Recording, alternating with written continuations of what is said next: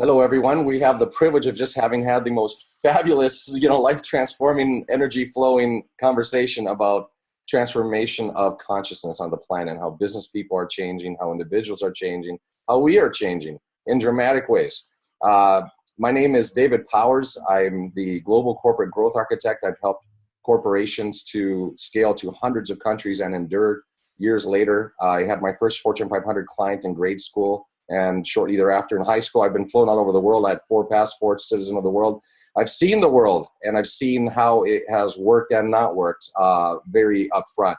So not only having been mentored by major corporations, but also mentoring for over 40 years and being on the internet for over 40 years, I've seen the transitions and transformations of economies and companies and countries.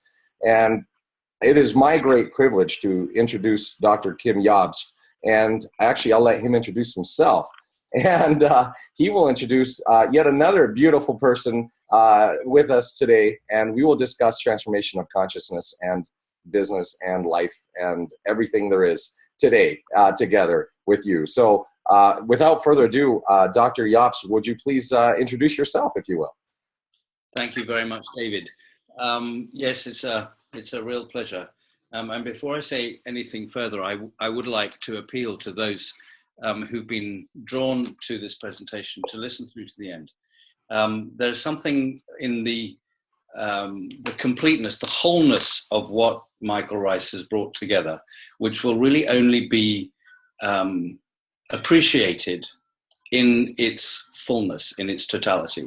So if you can do that, set time aside to do it now. Otherwise, put the recording to one side where you can sit and listen with all attention.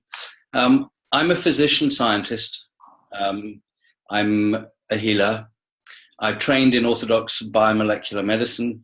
I've led a clinical research team in Oxford for close on 9 years. I raised 9 million in funding for that research with my professor who was leading the team at the time. I left there in 1997 and went back into orthodox medicine, where I then found myself working quite deeply with homeopathy. My mission in all of my trajectory in life to date has been to understand people, to understand what makes them tick, to understand why they get sick, and to really get a deeper appreciation of what health and wellness is all about. And what that means is that what I do now is help people turn disease into health within a medical context by using meaning, by using the science of meaning. And I work really in the science of healing through meaning. And it's through that work that I came to meet Michael Ryce, who will be taking you through a magnificent creation.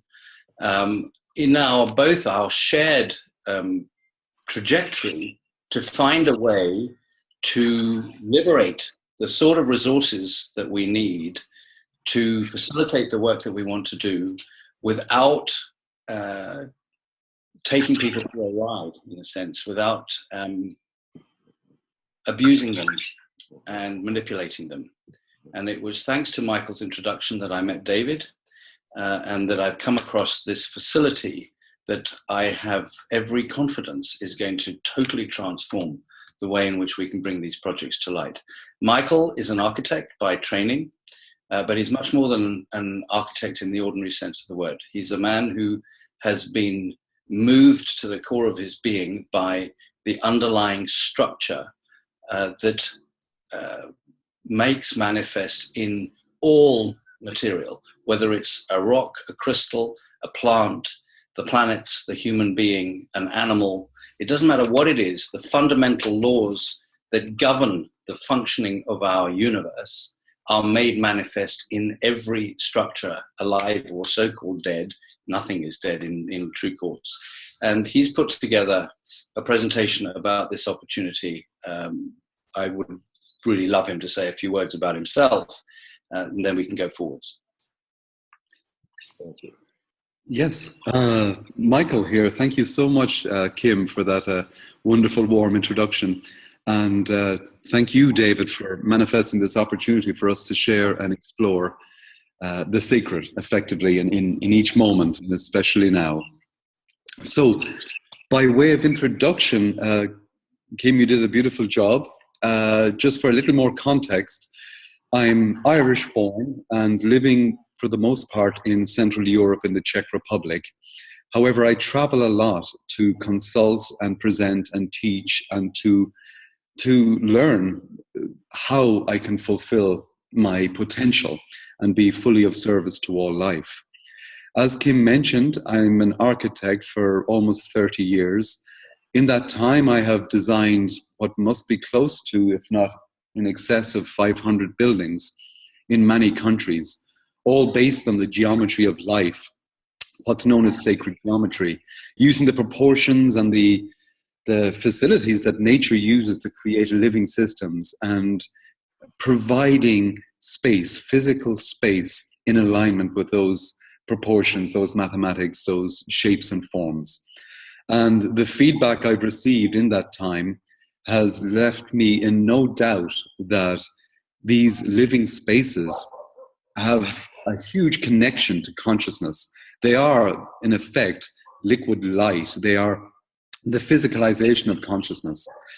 And so, again, when David contacted me about this funding system, immediately I had a strong feeling that this was an emergent property of consciousness, an emergent phenomena that would be supporting us all, individually and collectively, to be able to give the gift of who we are from our heart, and to do so without any residual nervousness of making it all work at a practical matrix level.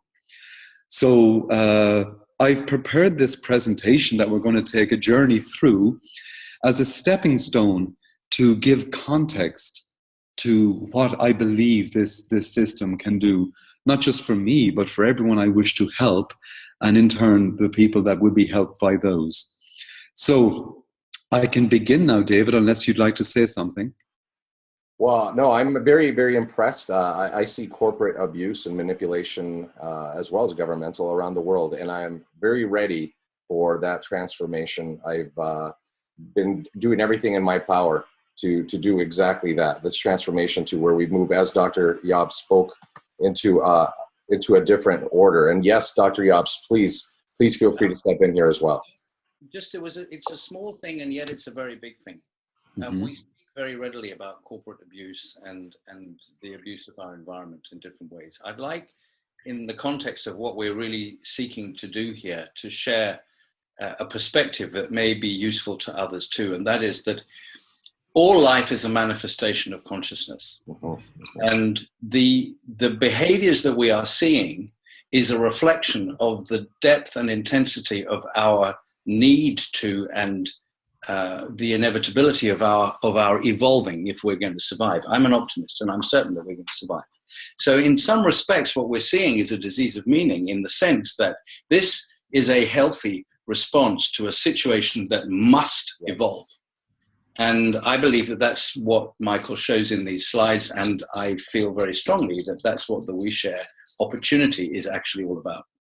Yes, and I'm here for super consciousness coming into this planet and becoming the way of life of this planet. I personally am here because I sense, and my awareness is, that consciousness is the answer, quote unquote.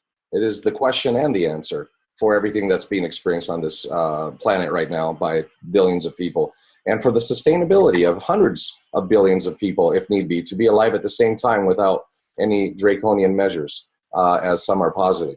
There's, live and let live. It's time for true justice. It's time for true freedom, and it's time for true equity.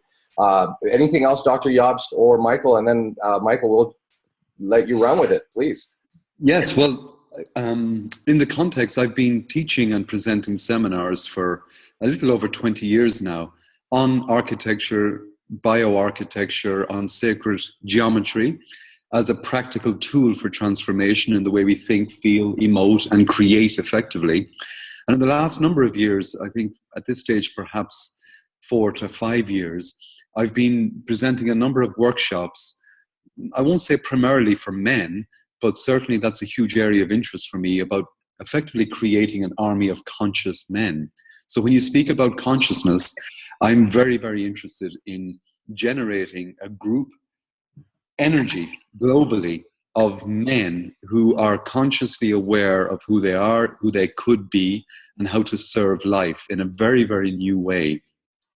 And I do seminars. If I may interject with that, let me interject for the audience that will be hearing this around the world. You also have a very special partner who will be doing the same for women. So this is completely balanced for those that, I'm a Libra, so for those that are interested in that complete balance, I just have to interject that Michael's... Absolutely. I work very closely with an amazing woman in the Czech Republic. Her name is Karemi, and she would do seminars pretty much every weekend, absolutely rooted in earth consciousness, very grounded, very, very practical, but massively important and transformative. And she would work, again, in a similar proportionality to me. She would work with the women to the extent I work with the men. And we do seminars together for men and women. Now, we travel extensively. We've been in 5 continents literally since Christmas, and we continue to present and develop our work together here. So, and actually, she's part of this funding platform as well. And so certainly what I would like to mention in this context is that in the last 2 years, I've been particularly interested in how to do business with heart. And I presented, I have developed and present a 2-day experiential seminar of that name, Business with Heart. And it is a way of processing how we might see value in the world, in ourselves, a value that is based on the concept of giving rather than taking, and on developing rather than eating up resources. And again, in balance. Again, it's a complete balance that you're bringing about with your super consciousness, creation and generation. Well, that would be the movement of my soul, absolutely, whilst incarnate, to be of service to this rebalancing, yet know that homeostasis is not a static state. Exactly. That it is an ever evolving presentation of consciousness as it moves into higher states of understanding of self. And so it's a dynamic system that's recursive as well as spiralic. And self-fulfilling and constantly self-generative into new... No, absolutely. And self-sustaining without being stuck. Yes. And so I'm very, very, very interested. In fact, it's my whole movement in life to... even the word enthusiasm, like in theos, in God, to literally see this movement in every movement of creativity that I manifest and share with others. So the Business with Heart initiated a huge desire in me, a twofold desire. One, to see how far we can take this practically, and two, to open up to what it might mean to be able to give the gift of our heart, whatever that might be it architectural service, healing service, inspirational service, whatever it might be, to give that without there being an associated monetary value. And that is not saying that I don't wish to use or money, or it has nothing to do with that type of mentality. What I'm saying is that I personally wanted to free what I was giving from having an equative value that's based on other people's perception. So when I came across this system, and thank you again for the introduction, David, I could see that this was personally for me, and I'm sure for others, a beautiful, fractal, harmonic opportunity to open to receive through giving what was needed for me to be all I'm meant to be. And so that I could give the gift of my architecture, my seminars, my consultations, whatever it is I'm moved to present and offer in each moment, to give that unconditionally. And for a practical example for those listening, can you imagine the difference it would feel if you wish to have an architectural project made manifest to house and support your dream, and that this project needed a designer, someone who was able to articulate the needs of the living planet as the primary client and you as the agent for the same? And can you imagine what it would feel like to be told, I can do this for you, And I will do it as a full remembering of the future potential of this space and place and you in it. And I will do it as a gift. How that feels in your body. Now, what's really interesting, and this will become more clear a little later, I suspect, but when I say that to somebody, there is an immediate response that I would like to address. And David, I'm sure you have an opinion on this as well, and perhaps Kim as well, that the moment I say I will give you this architectural design as a gift, predominantly, and more often than not, the reaction is cynicism. It's as if people don't believe such a thing is possible. And I want to pierce through that resistance, pierce through that self-limit, and offer a new possibility. And the cynicism is a programmed response. It's not natural to who we really are. I mean, every breath we take is a gift. Every breath we give out is a gift. Both receiving and giving. Since you asked, I'm sorry, I'm just going to have to answer because you asked, the question is burning. I'm sorry to interrupt. Not at all, please. Ask and you shall receive. In my experience, in my global experience, being in the communist countries, the quote-unquote democratic countries, etc., in depth, at the government levels, at the religious levels, etc., at the power broker levels, I was very averse to power as a result for decades because I did not like what I saw. And I am beginning to see that transformation as the 100th monkey kicks in. Yet I have seen that there is a very methodical and systemic and premeditated means to implant, explant, anchor, and condition the population for control purposes. And so as we ask and stay in this question of what does it take for super consciousness to live and breathe and rule on this planet, or we all to be the super consciousness on this planet now and forevermore, and whatever means is possible, we would love to support you in what you are doing. And I believe that is what people helping people is about. Whether it was building homes together 100 years ago in one day and having the energy left because of that crowd working together, or the country of France crowdfunding the Statue of Liberty for the United States, which they did back then. Then or now working together on the web in beautiful and easy and simple ways to support each other. I personally would love to support your project so you can stay in that flow, in this creation and generation without having to focus on the mundane and instead focus on the transformation of the planet. And that would be my gift to you, because I feel heart cooled as others do to support you in your project and the transformation of this planet. And that's how we have come to know each other as well. Absolutely. And thank you personally, and thank you to the energies that are moving within you, David, that are seeking expression through you, because the gratitude extends the full spectrum of this movement. And it's time to pierce these layers of conditioned anger. Absolutely. Yes. And they say you teach what you most want to learn. And that's why I develop these seminars. And that's why I now know that I wish to commit, and I am committing to this system as one of the ways that I'm piercing the veil, lifting the veil. What if the word piercing has connotations of creating damage, of creating holes, of creating something that is not beautiful, perhaps, in a tapestry that already existed? What if we use transformation instead of piercing, with none of the connotations of damaging, and yet with a strong connotation of never going back? Yes, I absolutely accept that. The use of that word has pierced this dialogue, so that we can release it. And this is the very thing you're speaking about, David. The programming in the use of words, however eloquent in their presentation, nevertheless carry an energy. And however accepted, we're conditioned to them. We're conditioned to rule. We're conditioned to piercing. We're conditioned to accept this as normal and as a fact of life.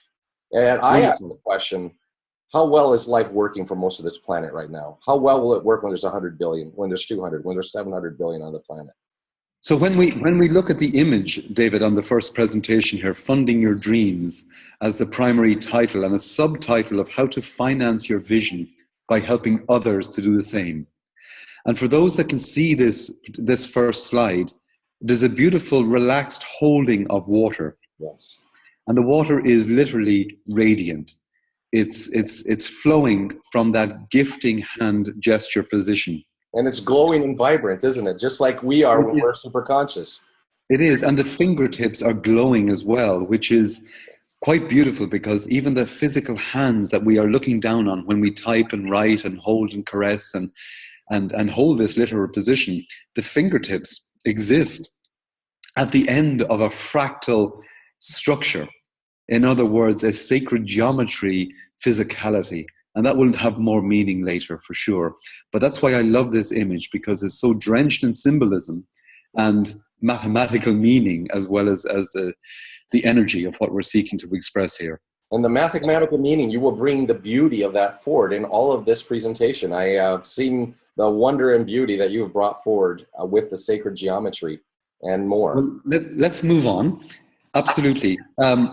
Humanity is evolving, and that's what we're speaking about. And that's not new information for people. I mean, we know that from even at the most mundane level, we know that that's a real property and phenomena all around us. We are evolving, and everything is indeed changing. So I know they are general comments, but I wish to insert it because there's an agreement that this is true. Yeah. And the image of the humanoid in full glowing reality at the center of this, with the chakra positions illuminating and radiating out, as above, so below, connecting the genetic level and the galactic level in a wonderful, colorful, full spectrum cascade of consciousness. And so it's change, and coherent change at one level is coherent change at all levels. So when we affect change at no matter how small a level, that effect continues to reverberate downwards, if you like, and upwards as well, from the micro to the macro, as above, so below. And the essence of this fractality is that consciousness is exploring the, how would I say it? Well, it's like a wonderful experiment of life itself to experience the notion of separateness through individuals. But as John Lennon said, a dream you dream alone is only a dream. A dream we dream together is reality. So we have this notion of unconscious reality, consensus reality. You know, there's many versions and beliefs about what reality truly is. And indeed, some cosmologists are suggesting that what we think of as ultimate reality may in fact actually be a holographic computer-based projection from a much higher order of being. Yeah. Who knows? Perhaps someone does. But right now we are opening to the possibility that when we dream something collectively, dream it together as a collective beauty, then it becomes the new reality. And the collective beauty, people are feeling so tugged to this concept of oneness, but not as a control structure, not controlled by somebody or a one world government or whatever, but a oneness that is beautiful, just like you just expressed. Thank you. That's naturally beautiful, not prescribed beauty or agreed beauty. Constructed. Because beauty can be described as where nothing can be added or removed except for the worst. Meaning that it's a natural, effortless expression of minimal use of materials and energy for maximum benefit, maximum expression. So there's nothing wasted and everything is utilized fully to allow for the feedback, the sensory feedback that induces the perception of beauty. And see, there's beauty that you're referring to, and there's the corruption, throughout. That is maximal inefficiency. And we are transforming into the beauty, which is maximal efficiency. Yes, but it again, in the same use of the word piercing, when we use the word corruption, it does set a vibration here. So let's focus on this image. Yes. What we see here is the polarity of stereo vision, which gives us depth perception. And even though we're viewing this on a flat screen, we can get a sense of 3D depth here. We've got on the bottom right what looks like Aboriginal Dreamtime imagery or artwork. On the left, it looks very similar to the beautiful subatomic mapping patterns that we see whenever there is an event experimented and recorded. And we've got, again, the humanoid in full glowing golden form, looking to all the world like a combination of a butterfly emerging from a matrix of consciousness, and becoming an angel. And so it's a multi-layered image here, quite beautifully put together by the original artist, but suggesting and evoking a feeling of massive potential, full attention, full staring, no manipulation, just an openness to evolve. So as the title says, is it time, or it asks rather, is it time to activate the imaginal selves that are in all of us, and a time to express our fullest potential, personally and collectively? And absolutely, I believe it is, but that's more than a belief. It's a deep knowing. And that is why I do what I do. And it's why I am, to the full extent of my ability in each moment, opening to express my fullest potential. So again, asking the question stimulates movement of mind. So by forming these slides into some questions, it evokes and invokes a beautiful brain activity that questions and opens to new possibility. If it's said as a statement, that statement can either be agreed with or ignored. In this case, asking the question stimulates self-referencing. So the question here is it time to shine the light of awareness into the darkness and crack open the membrane of our perception? In this case, the word crack is not in use similar to piercing. It's very different, because the membrane of an egg does need to crack open in order for the new life to evolve. And the middle image is from the entrance portal of a very ancient Irish chamber, which leads to a passage tomb, which on the shortest day of each year, the winter solstice, the rising sun sends a beam of rainbow light piercing deep into the central chamber. So this is a beautiful and culturally appropriate, for me anyway, imagery and symbolism for shining a light in alignment with galactic level symmetries and geometries, and planetary and solar, so that light emerges into what remains in darkness for the most of the time. So our perception, for the most part, as you mentioned, David, has been to some extent or other implanted and explanted and conditioned to certain automated responses whenever new information is exposed and invited for review. And rather than judge the reasons for why that has happened, I'm much more interested in coming up with a pathway through this membrane of perception to invite a new awareness. Yes, Kim, so, please contribute here. I noticed you have something to mention here. Please. Yeah, please. I just wanted to add very briefly the significance of what you're saying, that meaning does not have to be defined in one sense alone. It is infinitely variable. And what Michael is doing is opening to that potential. And that's with us all the time. Just as in, that's what underpins all the work that I do and the healing that we do and the science that we do and the science that we're going to be taking forward and the science that underpins everything that is actually currently taking place. And I know that the three of us in particular, by virtue of shared resonance, we're very interested in etymology and the meaning and origin of words, not from some intellectual point of view, but from really opening to the energies of it.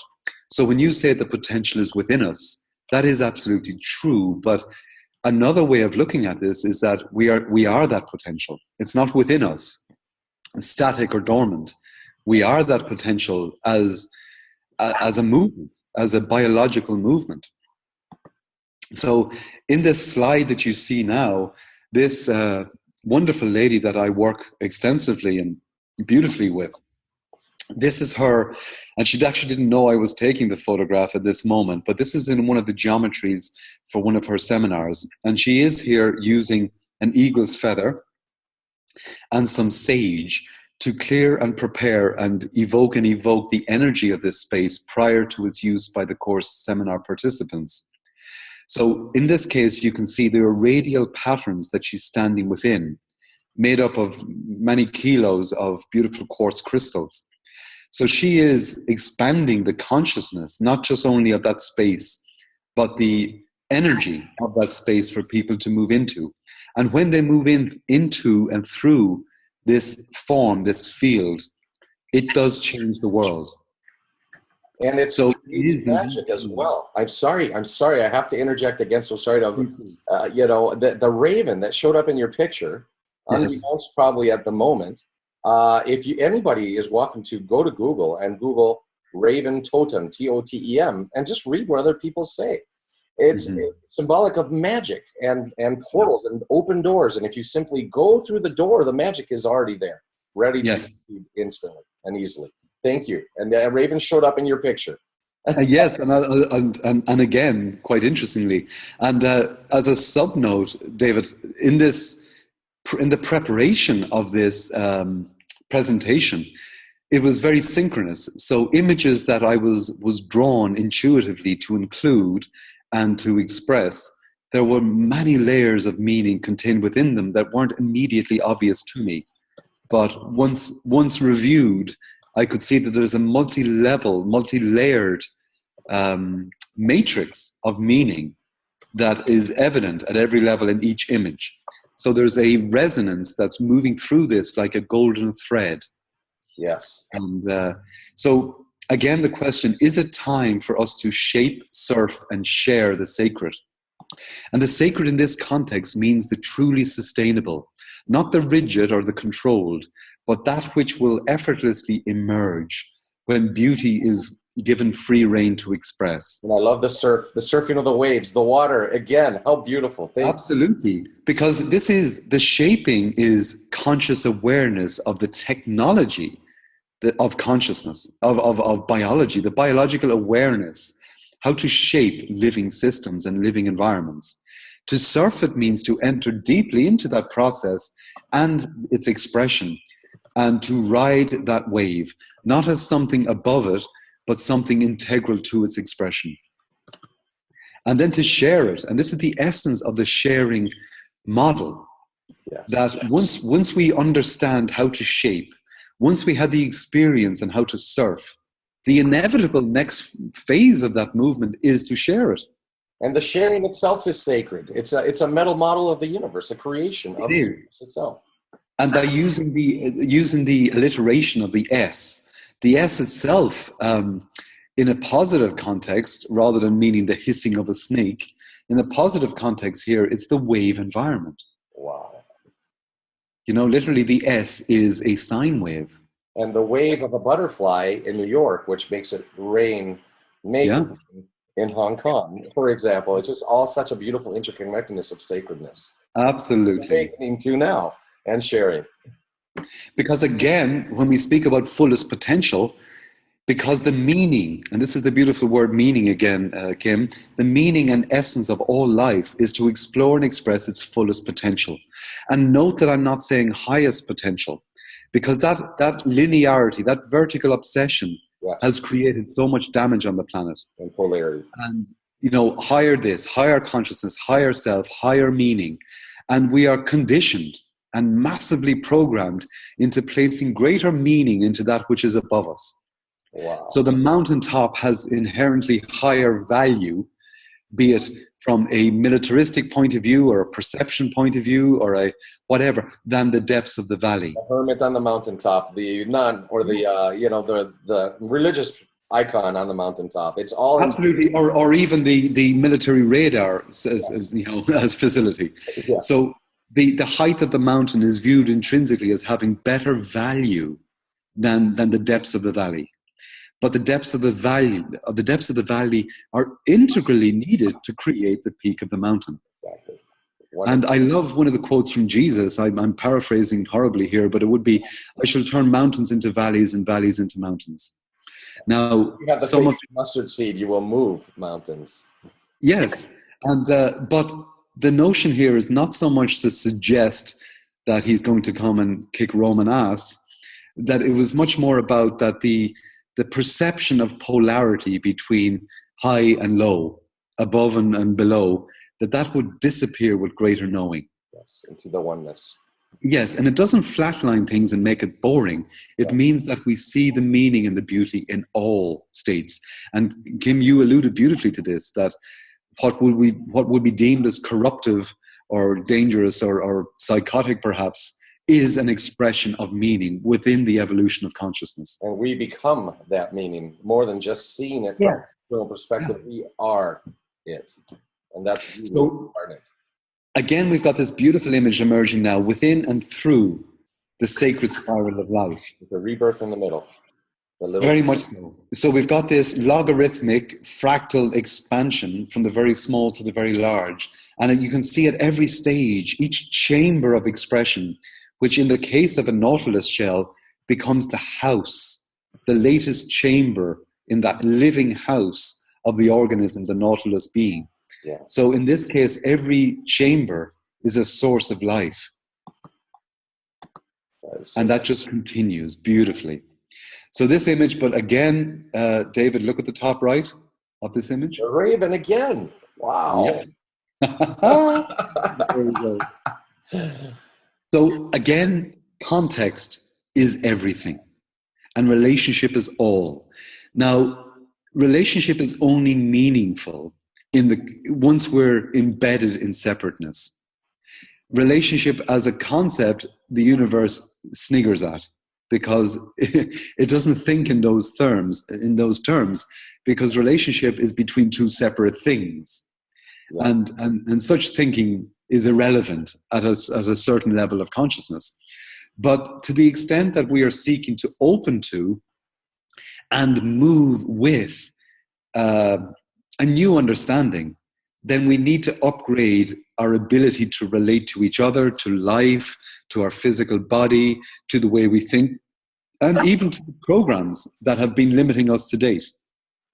So we change our relationship to something, we change its effect upon us.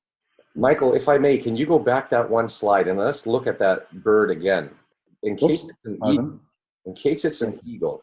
If it is an eagle, I just looked up. I just went to Google and typed in eagle totem, and it says that it's swiftness and strength and courage, wisdom, keen sight, illumination of spirit, healing, creation, knowledge of magic, which is interrelated with the raven, ability to see hidden spiritual truths, rising above the material to see the spiritual, and we're seeing again as above, so below. Yes. The polarity, ability to see the overall pattern and big picture, as you're showing with this fractal sacred geometry here.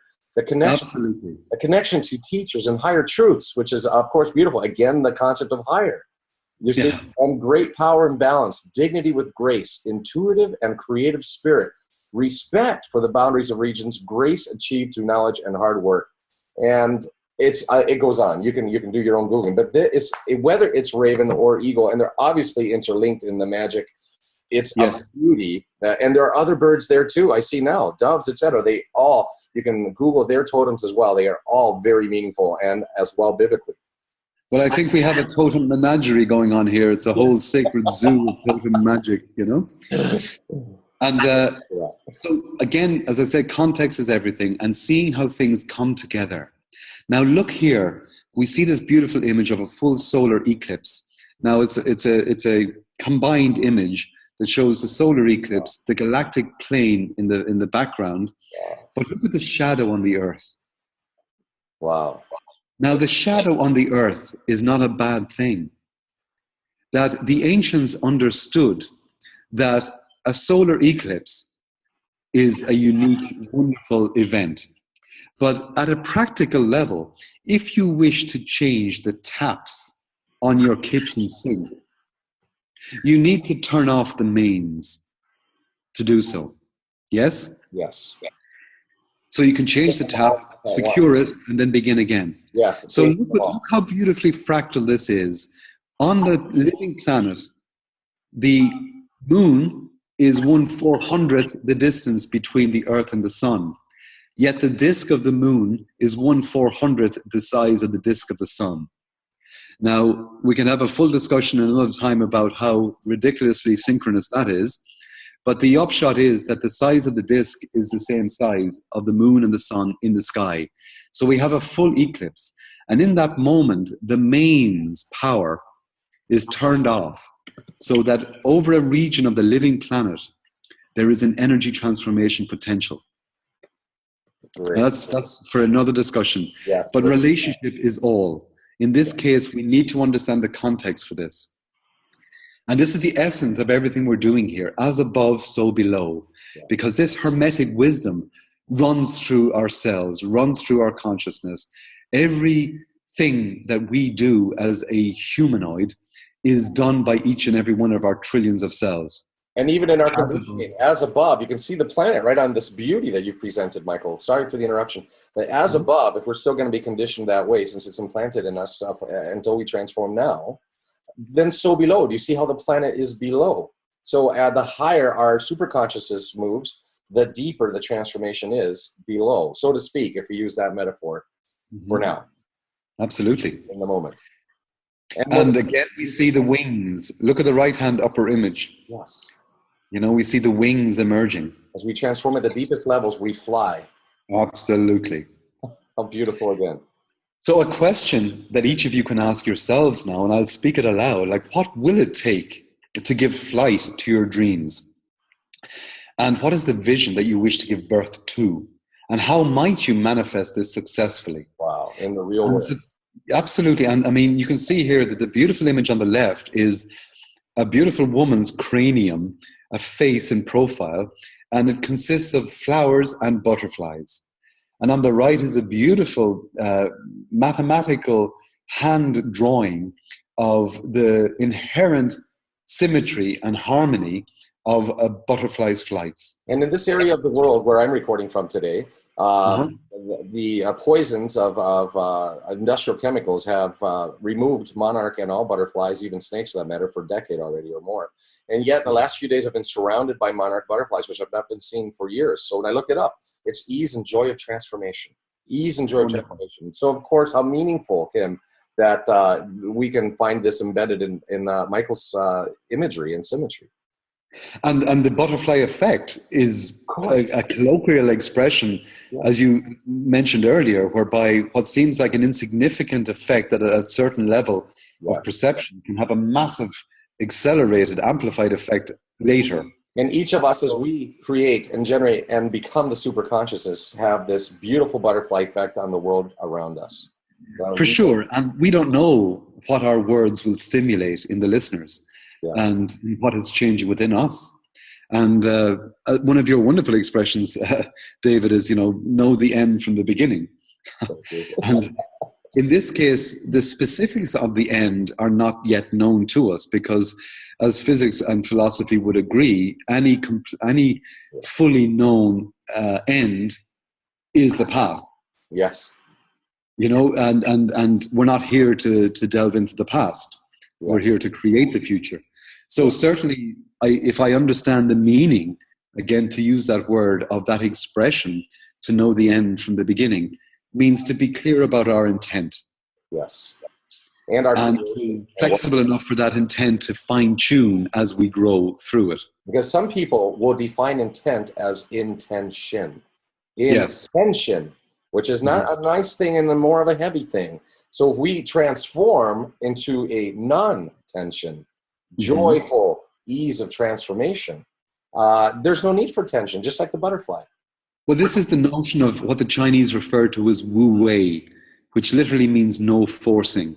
Yes. And it has been misunderstood by most Western philosophers because they think it means no doing. Right. And that's not what it means at all. It just means no forcing. The flow of action. Yeah, it's Tai Chi, it's Aikido, Yes. The Aikido. So again, the questions asked here are not specifically requiring you to give an answer in this moment. They are merely stimulating your openness to ask the questions at a subconscious level. And we encourage you to stay asking questions, to completely stay asking questions and not even look for the answer. Can be highly generative and transformative. Try it. You'll see, perhaps. Well, if you see. Absolutely. And you'll see that I've chosen certain words to highlight in a different color. So you've got vision and birth together because, to give birth, there needs to be conception. And conception is a desire-based movement of life itself that comes from a vision. That vision is, who can we be? Yes. And I love the word manifest because It comes from a Latin word, manus, the hand. So what can we literally do with our hands in a meaningful way to create something and let it do so successfully? You know, and speaking of and contemplating on that previous slide that you were just on, the word right, or the word birth gave thought to the word right to me. Birthright, because Yes. I know that some major bottled water companies at the World Economic Forum have said that water is not a right. And we've been talking about water and the flow. So if water is not a human right, then what can we give birth to that will be supportive and nourishing to the planet, which is 80. Well, I give another perspective on this, David and Kim. Maybe water invented biology as a way to get around. Interesting. What if? Thank you for that. Thank you. You can move on, but the birthright concept of water as a human right or humanoid rights or a planet humanoid rights. Absolutely, you know. But because water, as you know, both of you know so much to a much greater level than I do in terms of homeopathy and other healing usages, that water holds memory and is liquid consciousness. Yes. And we don't have a right to that because we are it. We're the expression of that consciousness. Yes. And if we seek to control it, then we are entrapping it. That is fabulous. In our advanced health lab for over 10 years, we've experimented with medical devices and even patches that can enhance the consciousness of the wearer. And we've been able to measure it in the biology of humans and humanoids, so to speak, very physically, very quickly, shifting such things as quote unquote incurable pain in minutes. Mm-hmm. And so it's very real, this biology of transformation, Michael, that you're speaking to, we've measured in the lab, in humans for a decade already. And and again, if biology uses, if water invented biology as a way to get around, yes, then biology invented pain as a way to show us where to place our focus. And it goes so deep. The water in our body has been known by the Chinese for 5,000 years plus, and I don't know how they did it, but it's been measured in California and in Europe now in the last 10 years already. When the person stops breathing and moves on, mm-hmm. all those meridians, which are made of water and held in place by the magnetism and magnetics of the human body, instantly dissipate. The water was coursing the energy of life through their body. It's that basic to our biology. Absolutely. Regulated by the breath of God. Really. So good. So step one here to how we might manifest successfully would be to open your mind to new possibilities. Now, this is a deep statement, you know. I mean, I love the idea that don't have such an open mind that your brain falls out. And there's the piercing of the veil. What will happen? Yes, exactly. But and it's not a nervousness or a fear-based statement, but we do need to open our mind because as the information, the possibilities are downloading into our awareness, it could be viewed as a sort of reverse inspiration, in spiritus, in the spiral is us, of movement of energy coming down into our head.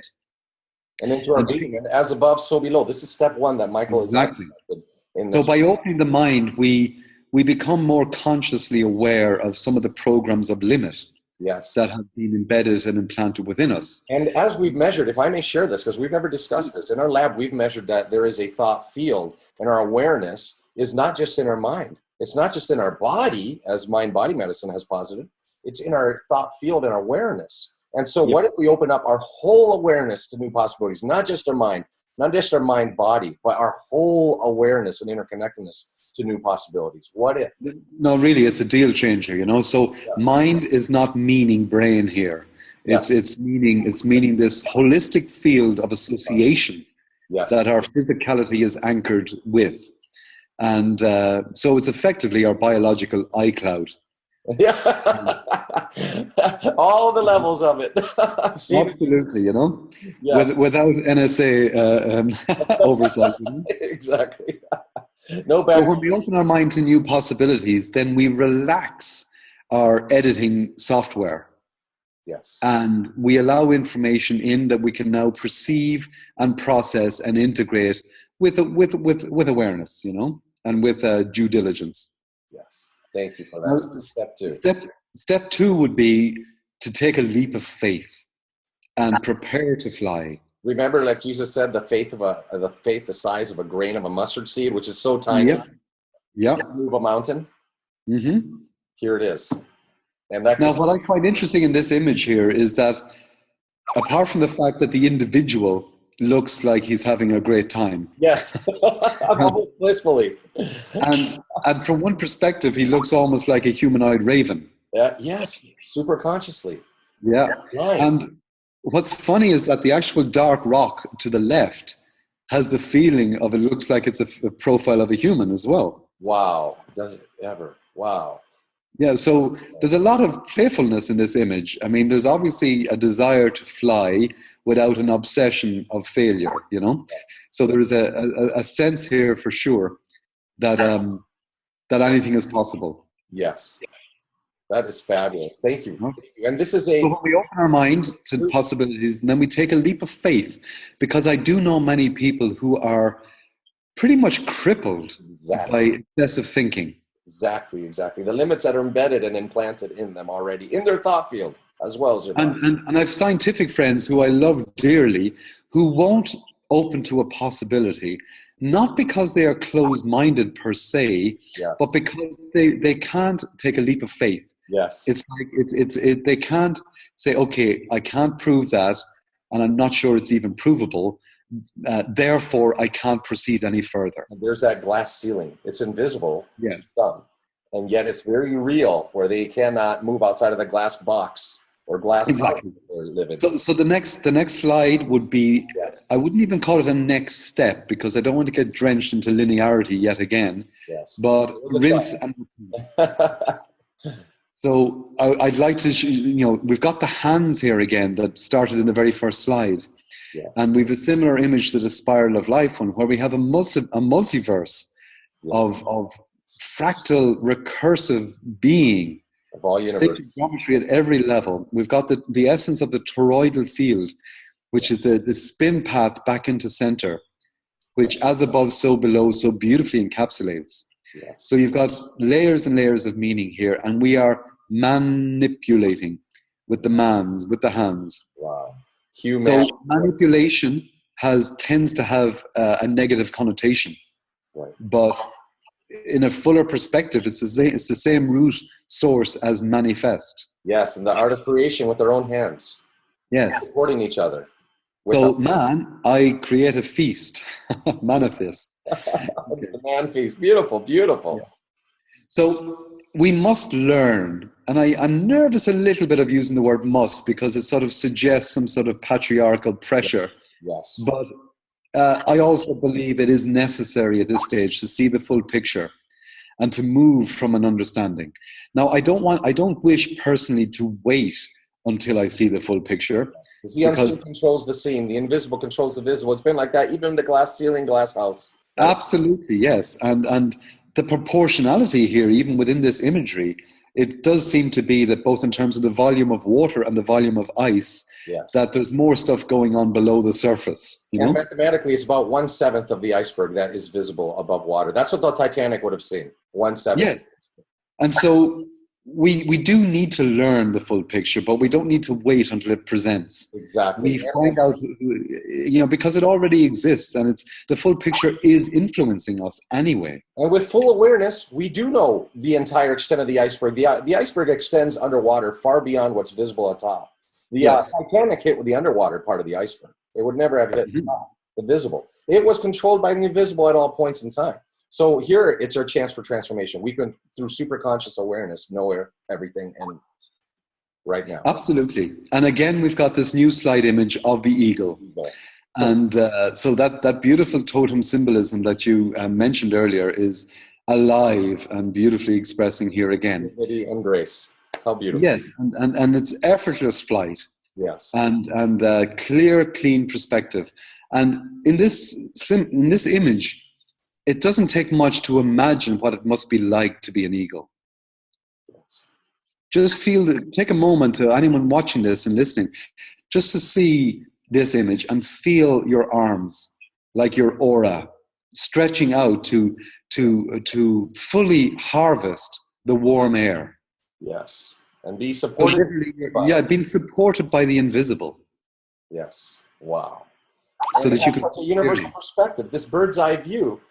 How yeah, many of us have? You know, if we zoom out to the perspective of the universe, even totally. it's an amazing perspective and a knowingness and awareness that we normally don't have earthbound, so to speak. For sure. But, And I think it's so wonderful because I took this photograph a few months ago when I went to visit this place. And just as I was taking a photograph, this little character came and landed on the rock. of course, and of course, Okay. synchronicity, knowing the end from the beginning, appeared just in time for today. And again, and look where he's pointing his right wing. Wow, straight to the transformative rainbow piercing of darkness. Yes, but look at his right wing. He's actually pointing to the word successful.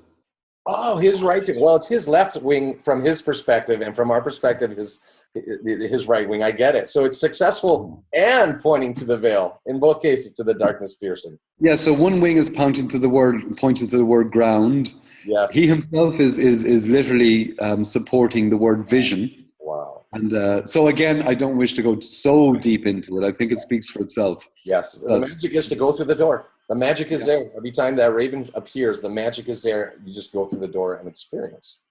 And because our perception as a sensory experience is about taking in the information from the elements of the environment, Yes. Harvesting those, integrating them, and harnessing them Yes. for effective growth, movement, and creation. Yes, and being in the right place at the right time, the perfect right place at the perfect right time, and in the right place at the right time all the time. Absolutely. And in this case here, you can see that what seems to be a barren, lifeless Yes. presentation above the surface is a teeming, Life. massively complex ecosystem below. So even in those moments when we might feel that we don't have this or life is that, you know, really what's going on is remarkably complex and beautifully integrated below the surface of awareness. And the beauty is always there. So if you feel through a limited perception only that it's barren and stark in the moment, what if we expand out to the knowingness of the eagle? You Totally. know, zoom back out to the knowingness of the whole universe to see the beauty that's actually inherent within, just below the surface. Because the essence of creativity is the ability to see and perceive. And because what happens then is that what we see and perceive, we immediately symbolize. Yes. In other words, this is Dr. Kim's whole movement in life, to come up with and consciously work with the meaning behind what would be called disease or sickness. Yes. And it's a symbolism that is presenting in the physicality. And we thank Dr. Kim for his presence. He went out of his way to join us, even though pre-appointed guests showing up, and he stayed up with guests having showed up. So we thank Dr. Kim for those of you watching this webinar later. Very much so. So to see and to perceive is to symbolize. And to symbolize means to embed. And the word embedding is like those Russian dolls where one sits inside the next, inside the next, inside the next. So we symbolize, and you can see this image, encapsulates this philosophy and this reality that what we see, we take inside of us.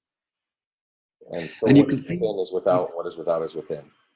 As above, so below. And you can see in the background is the galaxy. In the middle ground is a tree. In the distance, of the middle, a fractal expansion, and in the mind awareness of the perceiver, the reality is symbolized.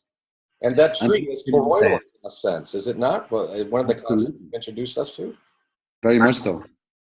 And we'll see that. So this is a beautiful photograph of my youngest child. His name is Zen, and again he's working with a totem owl here. Wow. And he's very much interested and works consciously with the birds of prey. It's in his nature. He's a conscious warrior. This young man. Wow. And we do in fact create most beautifully when we pay it forward, contribute fully from the heart, and learn to receive together as one, as a field, not as two parts that are exchanging energy and information, but as one field that's both receiving and giving simultaneously. And that one field encapsulates and brings into being the oneness. because the owl, I just looked it up on Google, is going beyond. It's a true reality. That one field is going beyond the illusion of the deceit. This young man Zen is obviously very wise, and transforming the polarity into the oneness together with us as we speak. How wonderful! He's a pure Zen warrior, and he was born outside in a pool of water. Wow. Wow. And his birth was, he came out asleep. Wow, a birthright in water. How beautiful. Absolutely. And when I saw him emerge, I thought there's something wrong, but no, he was just having a nap. You know, that happened for my youngest. I delivered my youngest also in water in just 45 minutes. I was happy to and forced to, and it was beautiful. He came out completely calm and Zen-like, so to speak. Absolutely. So, and hence the name we gave him. Yes, yes. So I love this image. Now, those of you who would be of a similar age to myself will remember this wonderful TV series called Cosmos, written and produced by Carl Sagan, the astronomer scientist. And he used this plant as a metaphor for the spaceship of the imagination. Wow. And it was through this beautiful plant that he explored the inner and outer realms in his 13-part series. And, a lot of the information he presented would now be perhaps outdated, but nevertheless, it was a beautiful, heartfelt, mindful understanding, or at least exploration of what is. And I can't help but notice, Michael, I'm sorry, but I can't help but notice, but there is a group of consciousness that has transformed in the last 30 years from one person to over 300,000 people now. If you watch their videos on YouTube, I won't name names right now, but you will notice it because they use this exact image in video. Well, if you see here, the actual seed is embedded in the center structure. Yes. But extending out from that is a single branch that becomes multi-branched. Wow. So there is maximum antennae awareness. So it's like a very harmonic cell of perception. And life is so self-fulfilling and so self-generative that as these seeds spread and flow, the birthright of Zen was to be born in water, to be the water. And our birthright is water. And regardless... And the winds of opportunity, however generated from the smallest butterfly beat in Paraguay, yes. That these winds of opportunity they don't know national boundaries. And I've been in Paraguay, and I found it one of the most beautiful countries on the planet, even though I was told otherwise. I couldn't believe how beautiful it was. And these winds are not limited. These global movements of air and heat and plant life and birds are not limited by the perceptions of human boundaries, Yes. So to use this seed analogy, we have an opportunity now to nourish our dreams and water them. Again, the essence of water them with our love and attention. Because when we play, the water creates life. It's our birthright again. It is, and again, you'll see the resonance with the very first slide. Yes. So now it's not just spilling in abundance from our hands. Now it's being directed. Wow. As the order of life is. Yeah, the first slide opened the potential, and this slide is helping us show where to place our attention, our loving attention. It's like walking through one of your sacred geometric patterns that you so love to create with such incredible precision. And because yes, absolutely, it's amazing. So we need, and we have a huge opportunity to let our dreams emerge, not our nightmares, but our dreams to emerge, and to express them in whatever shape or form they wish to do so. Because it's then that we can inspire and help others. Because we can lead by example, not by regulation. Wow. Not by force. Not by force. We lead by enthusiastic, but conscious expression. Leadership by example. Yeah. Leadership by transformation, by holographic transformation. As one changes, everything changes. Because with that focus and with the intention and with the biological phenomena of passion, anything is indeed possible. And we're all raising our hands for this. If you're watching today, right now, you are here because you are one of the transformation. Absolutely. One of the 100 monkeys, so to speak. Yeah, for sure. And so nice to meet you guys, for sure. Yes, so nice too. Thank you. Because we need to remember, and I've separated the word, you'll notice. Yes, yes. So we need to member ourselves again. And we have the word meme, or the essence of the word meme in there, yes. And which is a thought form. So we need to re-enter that. Wow. With passion, the very flow of life. Absolutely. Because it is the time of collective consciousness movement. Wow. Synchronistically. How do they communicate? How does every individual bird communicate the instantaneous shifts? Or how to get to the other side of the planet, like the monarchs do as well, butterflies. Oh, it's biological Wi-Fi. Yes. Connected with the grid of the planet, of the Earth itself. Absolutely. Very interesting. Now, one of my favorite poets, William Blake, these are the first 4 lines from a beautiful poem, Auguries of Innocence. What a beautiful title, even. Wow. Wow. And if I could say it. And auguries has an implication of piercing as well, Michael. I know. I get it. But still, to see a world in a grain of sand and heaven in a wild flower, to hold infinity in the palm of your hand and eternity in an hour. So it's so beautiful. But again, the palm of your hand. This is abundance, infinity. The palm of your hand, the wild flower, as above, so below. It's the essence of fractal reality. Speaking to transformation again, somebody I didn't see in 10 years, other than once, a year ago, drove up behind me yesterday and talked to me for half an hour. Talk about perfect right time and being in the right place at the right time. This is a decade of not seeing each other.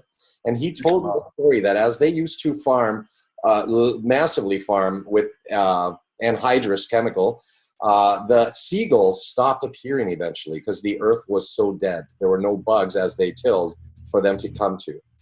And the seagull mean, if you look it up, the meaning of seagull, look it up. Go to Google and Google seagull totem. I think it will be very telling as to the previous slide that Michael just had on here.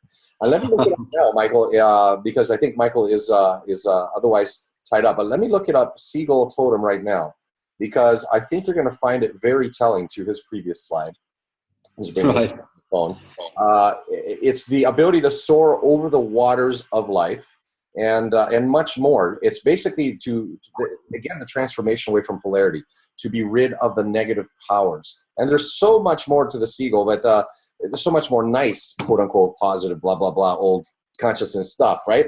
Now let me actually ping one up, and let me just bring up I rise on spirit wings. Like the seagull, I soar over the waters of life. Basically the poetry I see again.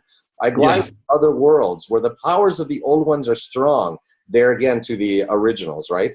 And it was Aboriginal Day the other day in this area of the world, and Aboriginal itself is a total misnomer implant, anchored condition. Aboriginal, not original. Isn't that interesting? So where the powers of the old ones are strong, I open my heart and mind to the gods. Their messages are clear to me, so to speak, right? There's so much poetry and lyricism there. And thank you for the beauty that you're sharing with your poetry and lyricism brought forward, Michael. And thank you. And the multifaceted, multi-leveled nature of reality is depicted beautifully in this graphic, where literally the movements and mechanics, and mechanics is not really the right word because it suggests a mechanistic structure, but the movements inherent in life is literally one of wheels within wheels within wheels, a description of fractal expression, which expresses on every level and every plane of existence. As within, so without. As above, so below. Again. Absolutely. And in fact, there are no levels except the ones that we seek to define. Yes. And levels only come into meaning when we're trying to describe something. And a flower doesn't need description. It is what it is. And in We Share, there are no levels, as in reality globally, or universally, or metaversally, there are no levels. It's very interesting. It's only a definition for our human understanding until it's more limitless. Because the geometry of life exactly is the blueprint of creation. And that can be using a computer to create some wonderful art form on the left, or this amazing crop circle that appeared in England some few years ago. Wow. And however, whatever people think about this phenomena, I personally believe it's effectively like the living planet is pressing print on her surface. and she is evoking and communicating through whatever vector information and energy. Clicking send on the planetary email so that it shows up in our inbox here. Absolutely. It's the opposite of junk mail. This is high, and you know, the email you sent to me, David, to initiate what we're now creating together, you know, that was one of these patterns. Wow. And when you and I had an opportunity to speak, I was literally flying over the North Pole at the time. Literally. On the way to Dubai. Talk about... On the way to Dubai, yes. Opposites, polar opposites, literally, anyone? Absolutely. So, like, I was about to land in Matrix City, you know, and have this communication at the point where the Earth receives the most information from the living sun. Wow. And you were anchoring this possibility with and for me at that moment. And so I believe there's a huge amount of information to be received from these crop circles. And without digressing or deviating from the purpose of this communication, I am developing some seminars whereby we take and recreate the most affecting of these geometries and experience them collectively. We physically make them, or rather remake them, through crystal forms in a seminar environment. And we evoke the wisdom of the crowd to, like the ancient Gnostics used to do, to gain understanding of reality. And the wisdom of the planet influences the wisdom of the cloud. Absolutely. So we're not imposing a belief or an understanding. We're receiving it from the ultimate internet, you know? Planet so working with us working with the planet. They each co-create together now. That's wonderful, Michael. I can't wait. No, that's be great, and I should bring it to Canada as well, you know? Absolutely. So because the ever-evolving and revolving vortex or vortical flow of life and love, because life and love are interchangeable completely. And when we allow for a heliocentric model of the solar system, but make it true by having the sun move through the universe, through the wings of the galaxy, then we see that it's creating this toroidal vortex flow of interconnections at a magnetic level. And this movement through the galactic wave is imprinting on our very DNA. And the beautiful additional waves that movement of love and flow literally leaves in the universe and on this planet. Absolutely. Wow. So because the golden rule, as it would be expressed in a moment on a slide in 1 or 2 slides time, is evident in every golden spiral. Now, for those who are not familiar with sacred geometry, you can look up the golden spiral, but it is the perfect pathway for information and energy and physical form to agree to anchor around a center point where there is no destructive interference. Everything flows and agrees to move in unison as one. Wow. And how nature observes this. I just love the distinction and awareness you're bringing of how nature observes these cycles of beauty and mathematics. Well, she not just observes, but she uses it and expresses it at every level. The observation is ours, but she chooses to express. She expresses, we observe. But our observation is her expression also. And as we move into the transformation of oneness and superconsciousness, the she, he, dark, light, all this stuff, we transform into something new. Well, yes, I mean, it will continue to exist. We just see it in a new way. Exactly, with different layers, quote unquote. So the golden rule has been expressed by countless people over the ages.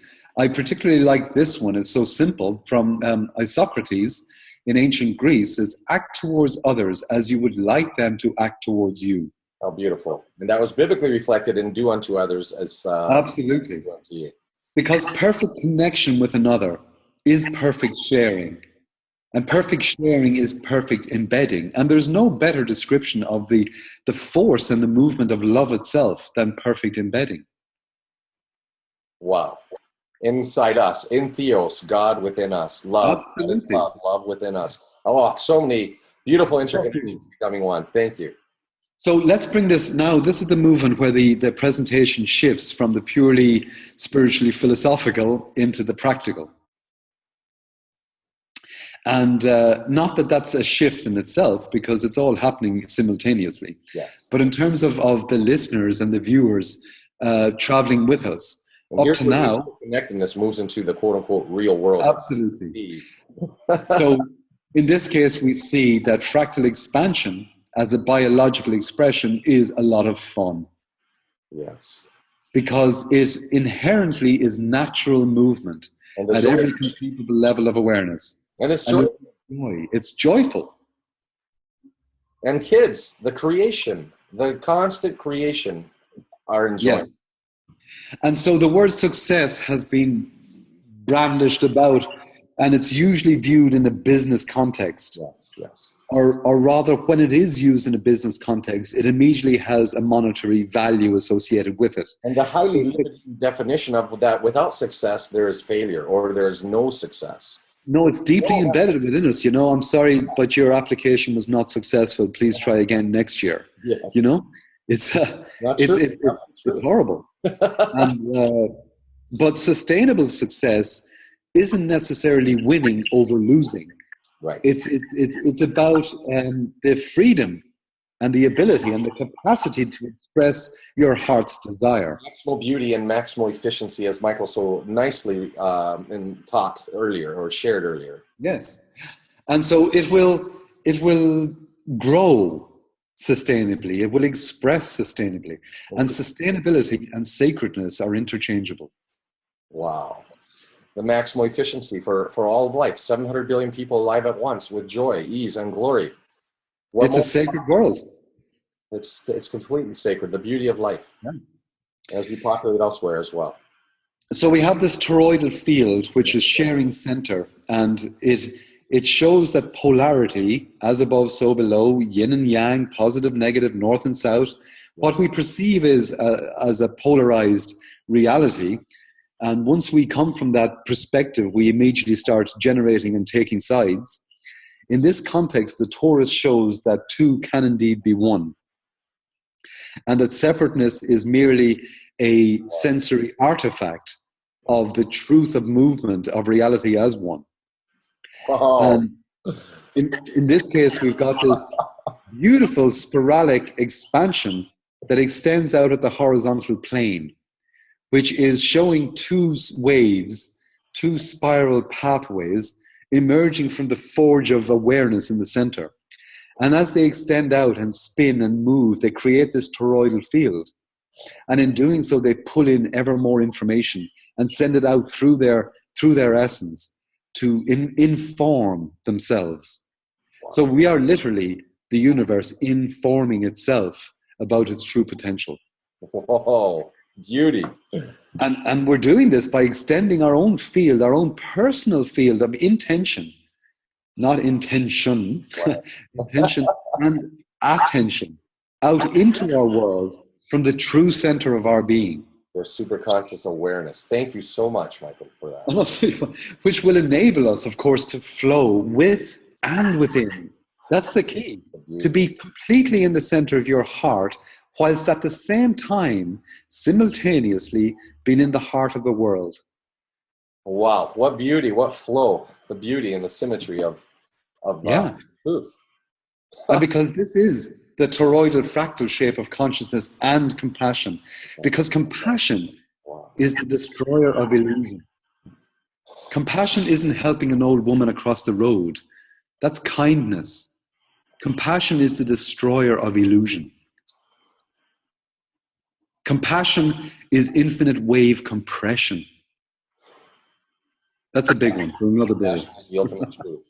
It is the one truth. So, absolutely, you know. And compassion means with passion as well. So in this beautiful imagery here, you see a tree, and you see the neuronal fractal network of its anchoring system. As above, so below. Because as below, our roots are nourished, which allow us and facilitate us to reach for the stars. And this toroidal field of expansion is beautifully depicted here in the image on the left.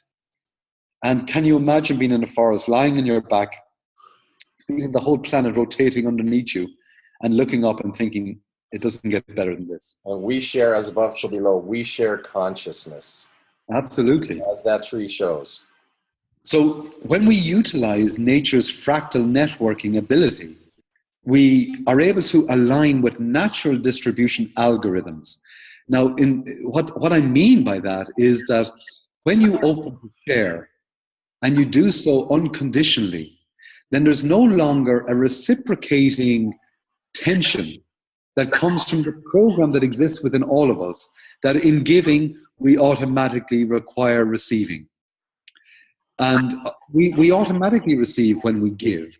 But once we have an imprinted belief that's rooted in a social agreement that in order for me to give X, I must receive some version of Y. Yes.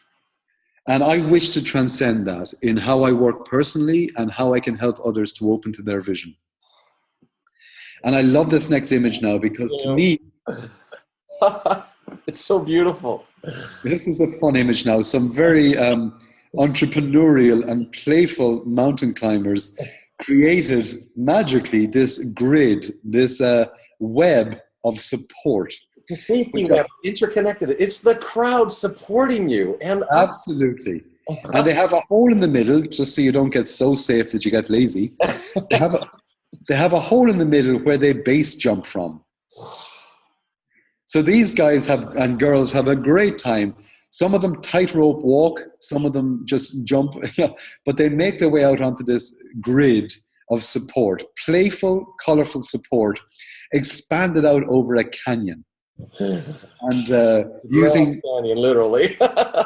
it's astounding. And from this point of view, they can just have great fun. So they have the security that comes from collective webbing, but they have complete freedom as well. And look how happy they are. No fear, no false evidence appearing real, no parachute. Yeah, no, I wouldn't. Again, we must be careful, David, with respect. When we say no fear, I have no doubt that every one of them experienced fear in getting to this point. And yet, when they're supported by the crowd at the moment, they're laughing and they have no fear. And that is the point of the We Share crowd. Absolutely. That would be my sense as well, my deep sense that, there is fear arising, because if you wish to affect positive change on the planet, it must, of course, begin within yourself. But the first step would be to open to a vision that you know is true. Yes. And then the next step would be to heal any and all wounds that the vision illuminates within you. And rinse and repeat. Rinse those wounds with healing water. It's only then that you can bow into service so that the vision can become real. And then fly. Yes. Because in order for us to earth our potential, our energy potential as vibrant, living, creative organisms. And ground. Yes, to ground it. Every one of our shareable visions needs to be in a position to be effortlessly distributed. Which is sustainability. The lightning brings the thunder, brings the rain, so to speak. The renourishment of the earth, the growth of new life, the transformation continued. But what's amazing is that what we see here in this strike of lightning is charged particles balancing a differential, a voltage differential between the upper atmosphere and the earth itself. Connecting the earth and above, again. So as above, so below. And this is a communication algorithm. Network. Because this network of energy flow follows effortlessly the truth and reality of the liquid environment. Because these pathways, as depicted as a charge signature, in the moisture in the sky. So literally water here is carrying the charge to earth. Wow. And causing the very spark of life. It's almost absolutely. So, at a human interactive conversational level, personally, and I don't imagine this will be the case forever, but to date personally, the programming that I both held and I'm witnessing, increasingly witnessing the more I speak about this, is that the funding system that you and I and others are opening to and supporting and evolving with and evolving in itself, the first program response would be that this is ... some sort of pyramid scheme. You cannot receive. It's not allowed. No, and immediately that evokes a hierarchical, elitist, fundamentally corrupt system. Yes. Now, I don't wish to focus on that idea or those words, but I just want to acknowledge that it does come up within the reactivity Yes. of those that feel the pull of this, Yes. but nevertheless have a polar force acting opposite to it. It's conditioning, implants, explants. It is. So let's just bring that to the surface and bring the light of awareness and make the shadow conscious here. Let the water of light heal this wound. Yes, let's heal this because it is a group belief. Yes. And that anything pyramidical is fundamentally corrupt. Or throughout ancient and throughout all time, nature has observed this rule of the stability of a pyramidical structure. And so Well, life. Well, absolutely, yes. I mean, this is a beautiful, beautiful, beautiful image of what looks like a celebration of human happiness. Yes. Because in this case, a pyramid is utilized as a perfect structure for focusing, stabilizing, and centering collective human endeavor. And we're here for the super consciousness of this pyramidical structure, because in the old ways, so to speak, you have the CEO at top, you have the Pope at top, you have, whoever at top, the network marketing leader at top, and then everybody else is serving them, creating great wealth for them. Or you have the government at top, and everybody's, serving the government corruption where, the pockets are lined and the whole thing, and being left penniless and controlled. Now that's not the equation of transformational consciousness, is it? Absolutely. But what if the transformative pyramidical consciousness of super consciousness is a pyramid as well, an observation of universal law, Michael? Well, in this case, you see this is a four-sided pyramid. It's not a tetrahedron. But look here. You've got four sides. Imagine the same structure reflecting itself below. Yes. Like in the previous slide. Well, as above, so below, in which case you've got this energetic mirroring reciprocal, which creates a beautiful harmonic form known as the octahedron, meaning 8 sides, which is one of the 5 Platonic solids and has a deep meaning in the science and geometry of consciousness. That's for another discussion, but everything has a symbolism that's more than just philosophical. The water in the previous slide reflecting, and the water here, and we're speaking of reflection as above, so below. And we share, the below is equal to the above. If you go to the previous slide, that mountain is equivalent.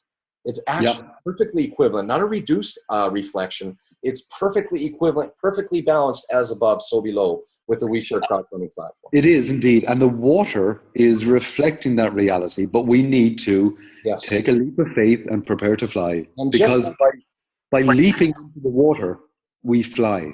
And just like we saw in the seeds that were going to fly, the seeds that were about to fly in that one image, it's the same thing. We seed it and it flies because nature is self-generative, self-evolving itself. Totally.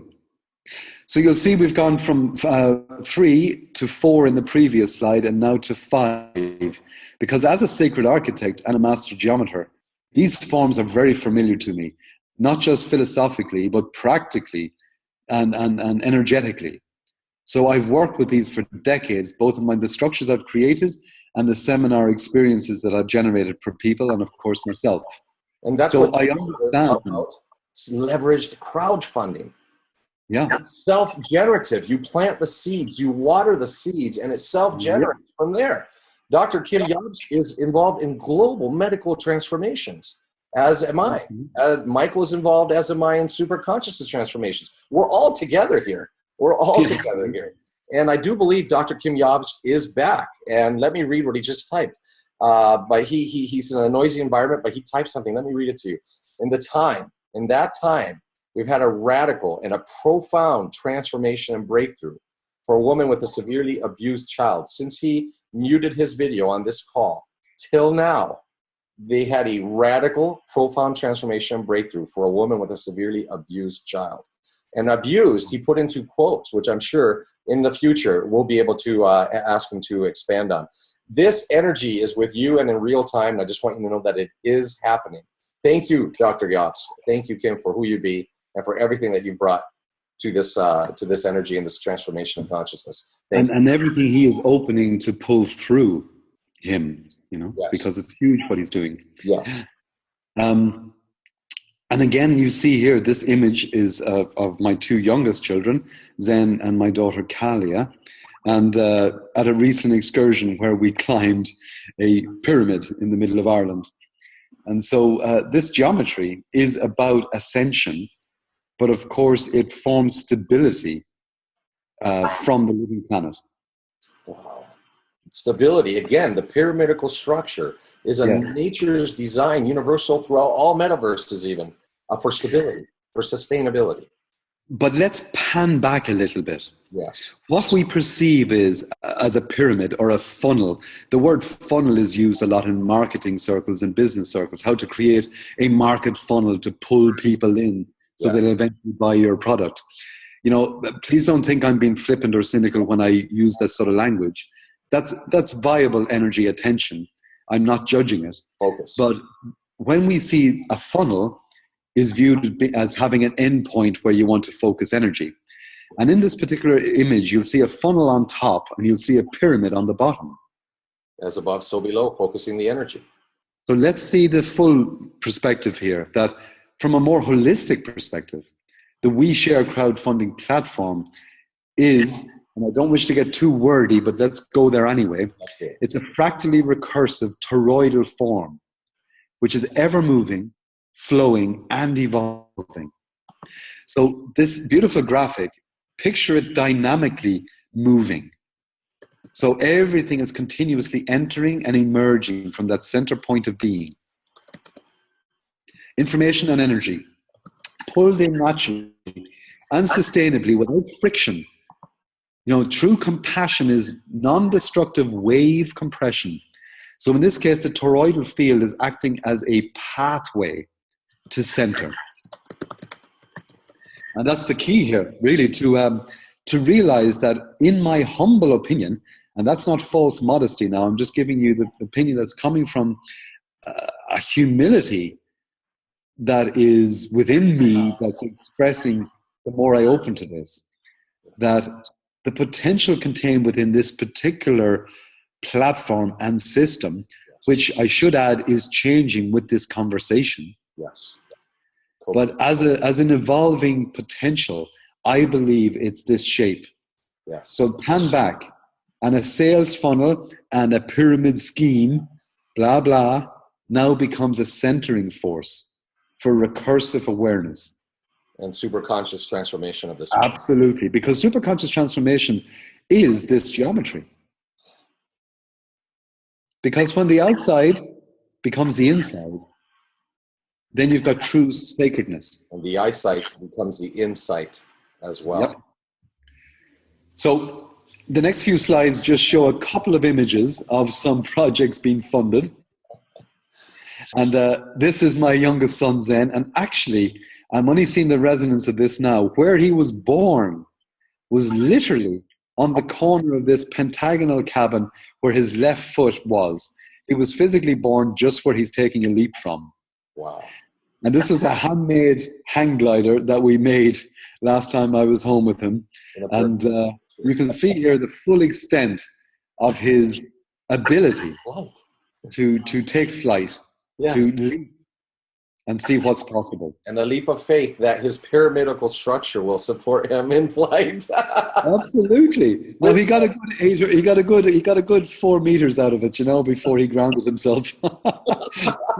Wow. And that's just the first iteration. Absolutely. So we have a plan now to develop it next time I'm home, you know. So it's take it further. We need to lighten it and expand it. But that's Thank you, Zen, when you watch this video someday. Absolutely. Thank you, Zen. This is a lovely project that I don't know who did this, but I'm deeply inspired by it, because where I work and base myself in the Czech Republic, many people come from seminars, and we're continuously upgrading the facility here for people to sleep and enjoy that whole experience. But I think this is a wonderful idea for a double bed place for storage underneath. Now, these would be temporary sleeping accommodation for a seminar experience. But what a wonderful project. Now, place these into a hillside and cover them with earth. Wouldn't that be so beautiful? But that's just the playful architect in me, you know? A permanent sustainable, pyramid-funded project. And, you know, what's interesting to me is the deeper symbolism that these pipes would have been used in their conception to be a pipeline for collective sewerage. Sewage creating sustenance. Yeah. Beautiful. And now we're creating a beautiful living environment from what was only meant to handle the shit. And the ship flows underground where you don't see it, but it's still there. And now you can sleep in it and nourish your body and your sustenance. For sure. Transform with sacred geometry. How beautiful. This was a home design studio. It was actually my own studio back in Ireland for some years, designed and built by myself and friends. And the next 3 images are of a project in Ireland. It's for those of you who'll see there is a link there underneath Funding the Dream, beautyandtruth.org Dreamfield, and you can read and record this at a later date. Do you have to type in all those hyphens in the middle? I was wondering that. 3 hyphens. This was a copy and paste, so I don't know why. It was a copy and paste from the link. Okay. It might just have the 3 hyphens, so you might have to type it that way if you're seeing this on video and it can't be copied. For sure. Now, the key would be that this project is mentioned and linked to in my WeShare project funding, which is WeShareCrowdfunding.com/sacred architecture. We'll mention that later, but that's just so you'll see this image there. Yes. And what this is a structure personified and incarnate here. Thank you for creating. Yes, it was designed and created and physically built by myself and my friends. Wow. There's Zen again, who's been featured a lot. And the next evolution of this space is very much open for global expansion. Yes. This space is poised beautifully, waiting patiently for its next evolutionary expression. Yes. In simple terms, it's available to be housing another dream for somebody. For the next Apple to be based out of Ireland. Absolutely. And this is in the heartland of Ireland. Us coming together, all together, to grow in super consciousness and transform the planet from here. Who knows? Absolutely. What more is possible? This is what we're used to. We basically went from a philosophy to something a little more focused, and now we're going into the essence of my understanding, and I think it's for the most part shared with you, David, of what this means. So in this section, and for those listening who might be nervous of the timing, we're coming close to the end of the presentation, relatively. So at this stage, David, you may wish to jump in more often to give your richness to this. But just to acknowledge that for most of us, the traditional methods of available finance for our dreams can often seem almost insurmountable or continuous effort. And even if we are perceiving ourselves to be lucky enough to get money from a traditional source like a bank or a grant, there is immediate pressure that extends out into the future to continue to service that. And how many businesses are started with credit card loans, the most highest risk? Absolutely, you know, or even student loans, you know, which is scary. Trying to make payroll based on credit cards. It's unbelievable what's happening in the old economy as we usher in the transformation of the super conscious new economy. Absolutely. So the familiar options that everybody listening would be most likely familiar with would be, of course, bank loans and everything that entails, both sinister and pedantic. Yes, interest and principal and deadlines and losing, collateral, etc. Exactly. Yes. And I mean that's a deep rabbit hole. Yes. To go down and into the matrix, and it also involves the idea that could be encapsulating what others would deem as fraud. Right. But that's for another day's discussion, not here, because we want to focus on creative movement. The new economy. The new economy, the gift economy. So we have loans, we have grants, we have angel investors. Yes. We have angel investors and demonic investors. We have old story inheritance. We have windfalls and lotteries. We can ask friends for money. And there's various other existing platforms of crowdfunding. And normally in crowdfunding, you have to be a pro at marketing. You have to be an internet guru. You have to be a press guru to reach lots and lots and lots of people individually and ask for funding. And from what I understand, to a large extent, and some of the statistics that are emerging, and they may not be updated now in my presentation. 1 out of 10. I would imagine that not much more than 1 out of 10 projects reaches its target funding. Exactly. And it could even be less than that, And it's quite predatory in the old economy in that not only is it flat earth model, but they will take away your existing donations if you don't reach your target in many cases, or if you don't do Yes, it on time in many and we have here the notion, the symbolism of a saintly investor, but we have the business suit, It's hiding and us. we have the money instead of a face. Yes. So Yes. you know, the face is actually an upside down Benjamin Franklin in this image. And the old-fashioned crowdfunding flat Earth model. Thank you for having existed and starting the super consciousness, because it's about to be transformed. Also, Yes. predatory in yet another way, and that is, I helped one project in Australia that set out to reach $70,000 as its target and reached multiple millions as its target. And the platform took $1 million, just $1 million for posting a website. So in a way, that's the contract they agreed to. And what more is possible now with leverage crowdfunding with WeShare? Where, Yes, I mean, we're heading into the realm of conscious contracts. yes, And that's a whole different kettle of fish. yes, So I'd like to just throw in a word here, the word affluence. We've described somebody as having an affluent lifestyle, or somebody is drenched in affluence. But again, it's derived from the Latin word afflure, which means to flow. no. So I wanted to bring back, before we started getting embedded in this understanding, I wanted to just remember that this is about a flow of consciousness, a flow of transformation, a flow of energy and information to us. Yes. So what is crowdfunding? You don't have to read all the words on this thing here, but effectively, it is based on the principle of wisdom of the crowd. Now, traditional crowdfunding, I don't want to focus too much on, because this is about showing an evolution rather than getting too stuck in the previous. However, it is, as David describes, a flat earth version whereby you're looking for funding from as large a group as possible in the hope of attracting enough of them to come at that particular dimension, at that level. And you have to do it all by yourself, or you flatline your project. Yes. But there is, the wisdom of the crowd is actually a beautiful emergent property of humanity.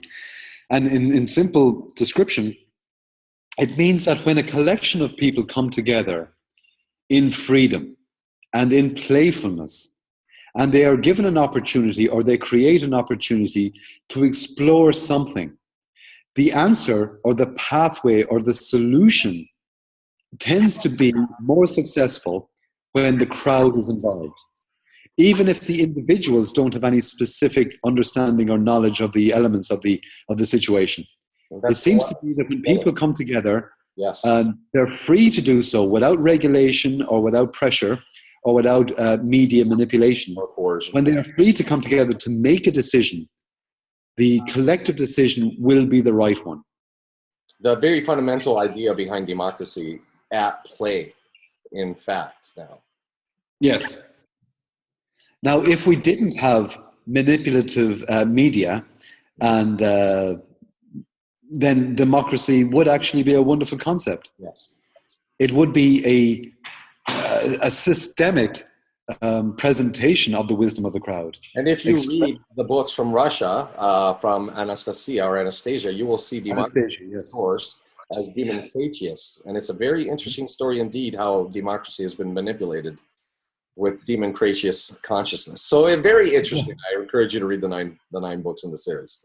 Yes, it's called, for those who aren't aware of them, they're called the Ringing Cedars series, and they're deeply transformational. And I might mention that the lady I work with in Czech, Karami, she is generally known as the Czech Anastasia. Ha, and looks like it too. Yeah, it certainly does. So we're not going to do a boring thing where I read everything here. Those of you watching this can read this, but there are, just acknowledging that there are indeed many crowdfunding platforms, perhaps hundreds.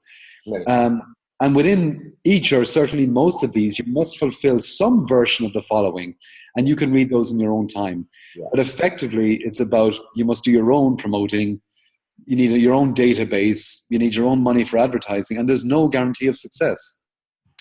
Now, the guarantee of success is a different issue completely, but in terms of the success as defined by a time and an amount, that's where the pressure starts to build, and the free flow of creative energy is immediately stifled because it's been corralled into a funnel of expectation, which is an algorithm that's defined by the platform itself. And so life finds it hard to breathe into such a structure. And the details of all this you can look at quickstart.itsyourturn.info. Very simple. quickstart.itsyourturn.info. All the details are there. It's immersion training. There's a lot of people who get $2,000 of donations in the first 2 weeks. And that's just the beginning of the leverage. So just so you know, don't worry about the details. They're covered in the exactly. And we don't want to diminish the transformational effect of this presentation by getting stuck into details. We've given you an overview, and any of this information can be read and reviewed and studied in more detail. And please feel the energy and the flow of this truth. Now, there's an amazing book written by Andy Weir called The Martian, and it's currently being made into a movie directed by Ridley Scott. Now, I make a point whenever I travel, and I've been on, this is now end of June 2015, and since Christmas I've been on 33 airplanes. So I travel a lot, and I make a point whenever I'm at an airport to go to a bookshop and to pick a book using only intuition. And I read the book on the plane. And so I don't automatically go to the sort of fiction or the business or the philosophy section.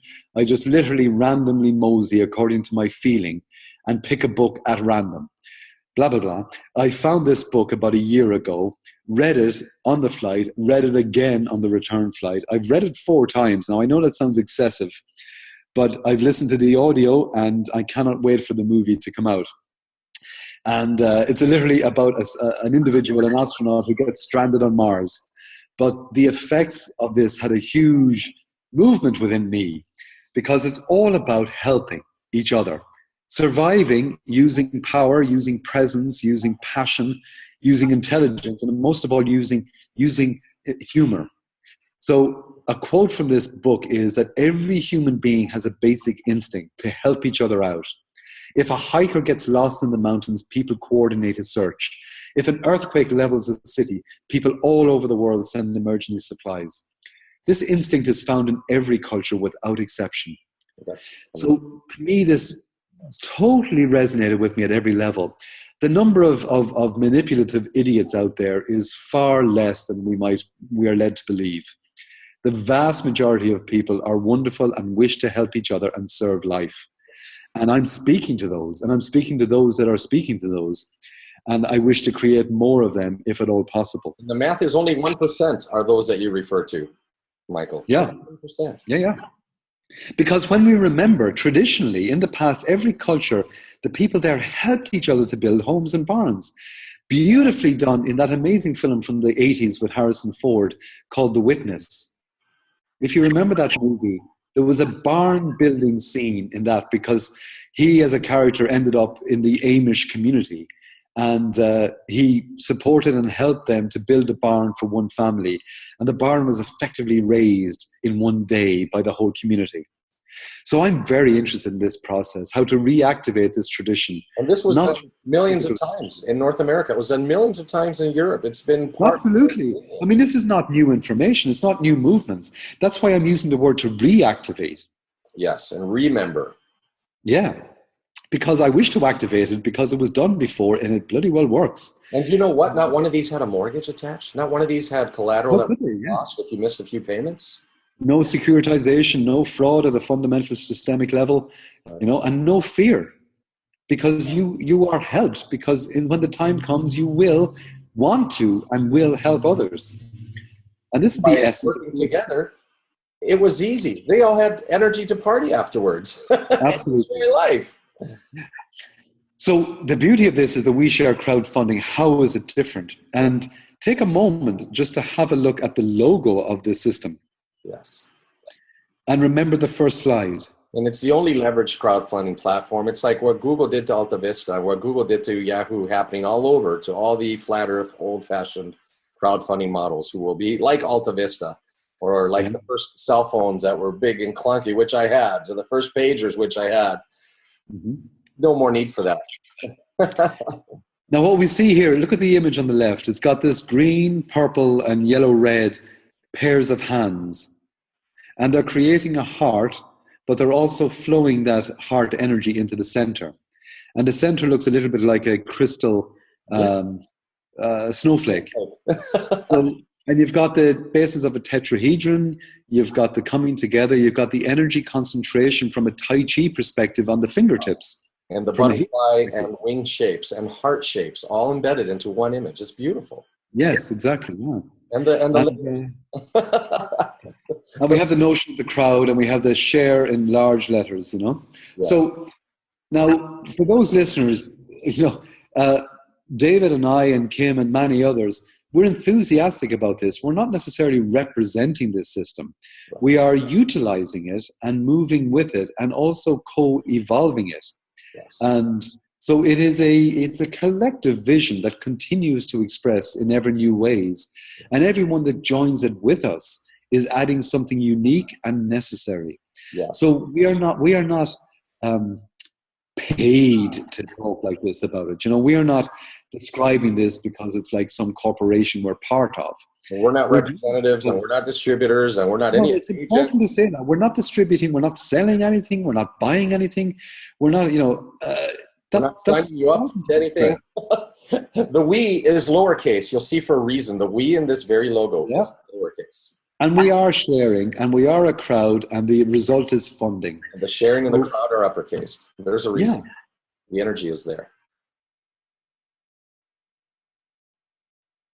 There is indeed. So, in capacity. Now, notice we're using the words consciously here. We're not saying this platform will ... Right. It provides a capacity to do the following. Yes. Certainly to help others. We've direct experience of that. And the others to receive instant donations. Yes. And they come in the form of cash into wallets, into PayPals, into direct receipt. Primary donations from those that you help directly. Secondary donations from the people that they in turn help. And not only is it instant, but there's no time limits. And there's no monetary limit or energetic limit, as in so many of the other hundreds of old Flat Earth platforms now. Yes, so it's a system that there is a power in limit. Geometry and life uses limits, but those limits are natural. It could be an eggshell. It could be the weight to wingspan ratio of a soaring raven or eagle. There are limits. They're not deadlines. Dead. Yes, and because dead line. That's not something I wish to draw on a piece of paper, a dead line. Every line I draw with pen or pencil or with crystal geometry on the ground is a living line. It's a live line. That's right. And there's no sudden end, as with a dead line. So in this particular system, it's free. It does not charge anything to host your project. The funding goes directly to you without a middleman. And 100% of the donations get to you without any delay or interface from another. They're being taken by... So literally the limits, as they exist, are only those of your imagination and in your capacity and ability to help others. Yes. So there's no pressure, join now or else. There's no limit. If you don't get X number of people joined up, then this will happen. Right. This is purely an opportunity, like an artist on a blank canvas, to define what it is you wish to express coming from your heart. There's no time limit, so it's perfect right timing for everything that you do. Yes, when you join, when you move, when you express within this. Yeah. So you can literally create unlimited funds. Now, I know anyone watching this, the word unlimited in a finite planet does cause a grating reaction. Yes. Because your perception of unlimited X, Y, and Z does cause stress. Because we know within ourselves that in a relatively closed system, which is a living planet, even though it's receiving and giving information and sharing it with the rest of the universe, at a material level, it's finite. Now, even saying that, I'm aware of the limits, because some alchemist friend of mine in Canada, actually, he believes that there isn't a finite amount of minerals in the earth, that the minerals in the earth get created according to the need. Now, that's deep. That's very deep. And that's informative. And it's quite amazing, you know, that this could be possible, that consciousness as a sustainable, growing energy of creativity and love, effectively, will create that what it needs and that which it needs. And is creating. And we are co-creating this. Yes. So the funds, remember, don't necessarily have to equate to physical greenbacks as you see fluttering on the left. the funding can come in any value that's useful for creation. The energy of creation and of life. Absolutely. You know? So whatever your projects are, your dreams, or your personal aspirations, and aspiration and inspiration Yes. are the same root. In spirit to us. Yes. So in this process, we can share it forward to help other family members, to help friends and business connections to do the very same.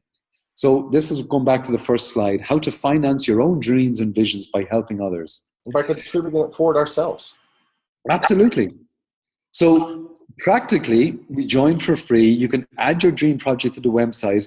You make a one-time only out-of-pocket contribution or gift. And notice I have the word gift in gold. It's from love. Because it is a gift from your heart, from love. And it's given without condition. It's not an investment.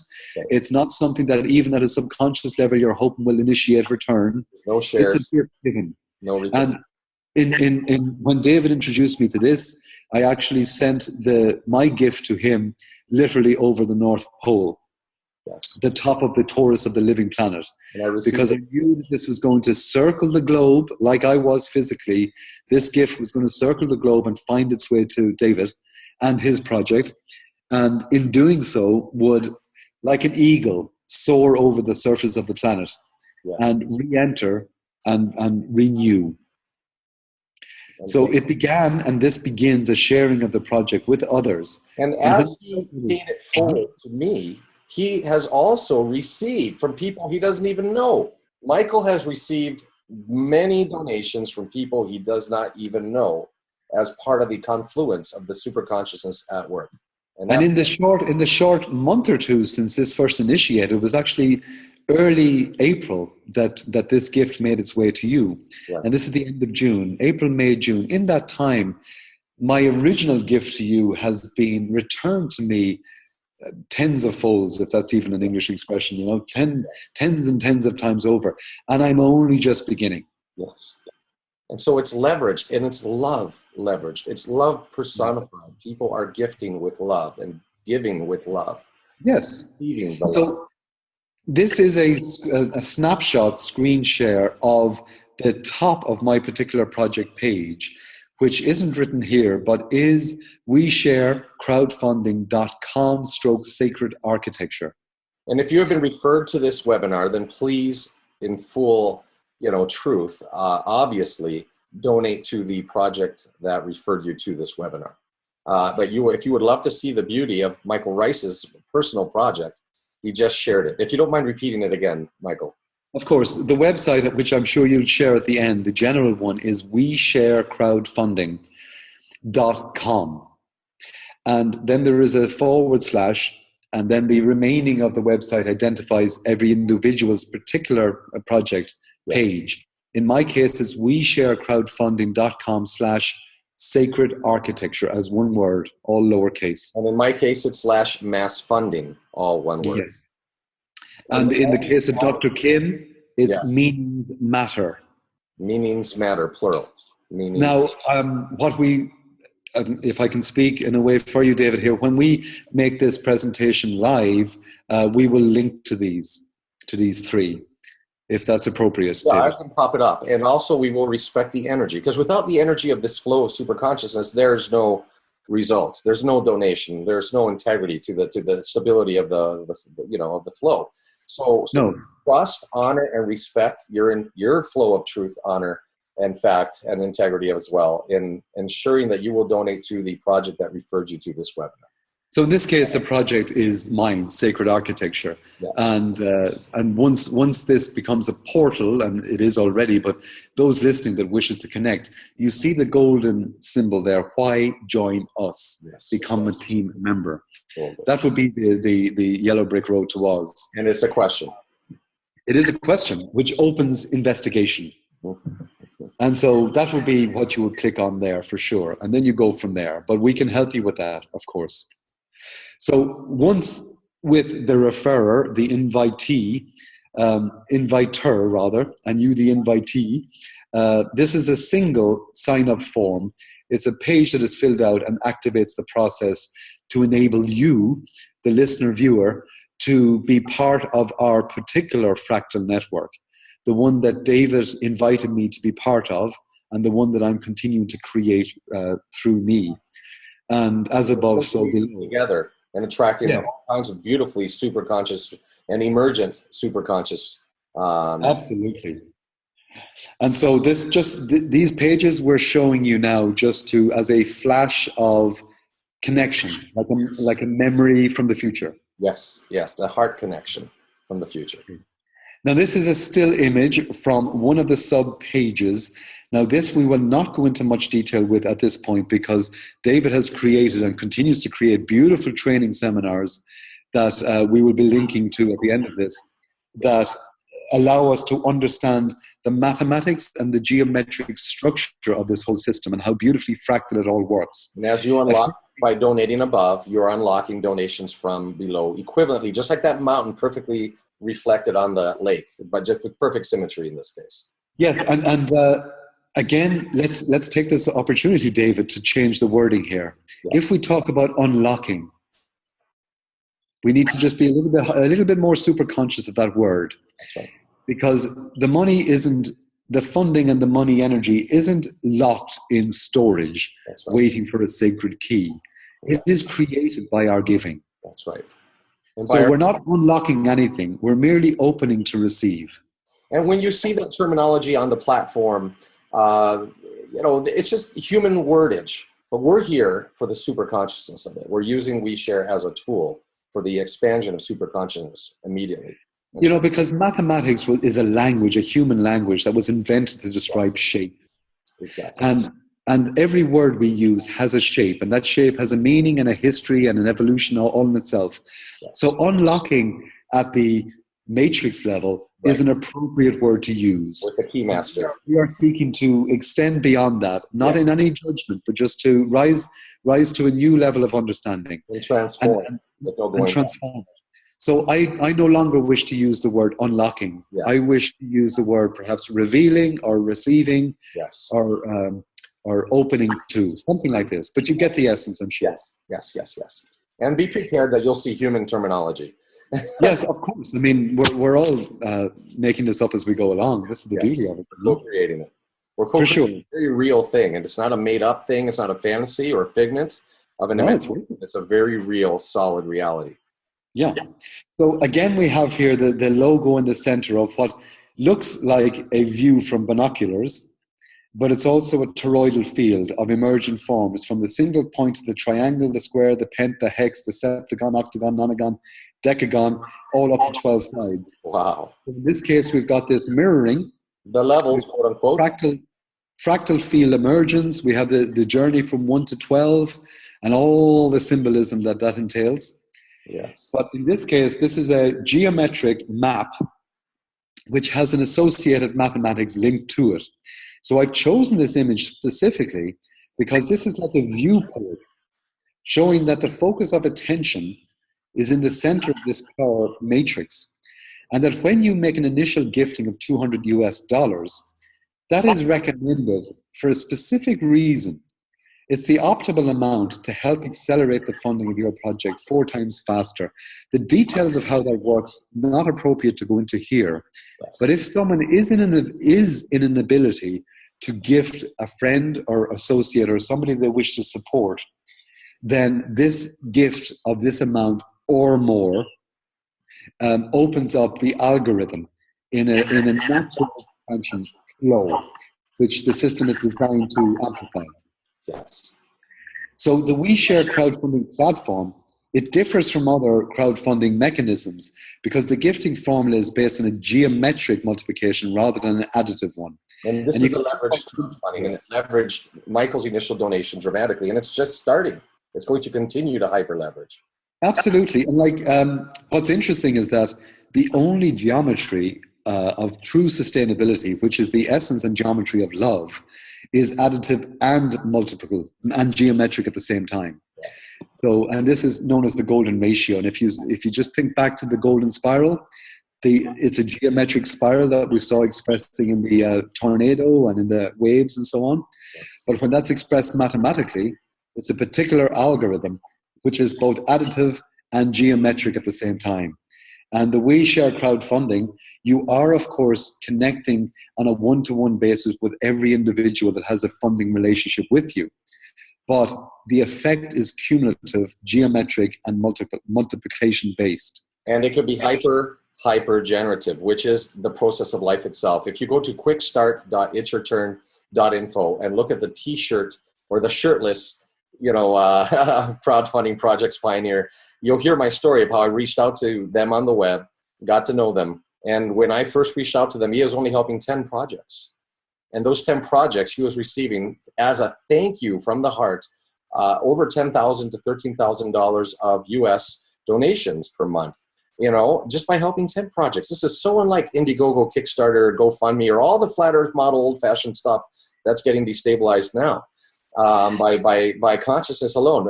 And now a month after that, when I spot checked, he had helped 25 people in consciousness flow with their projects. And consciousness itself was universally rewarding him of over $1,000 US a day of donations. Now, again, this is merely the money, but truly the money pays the bills for most people still.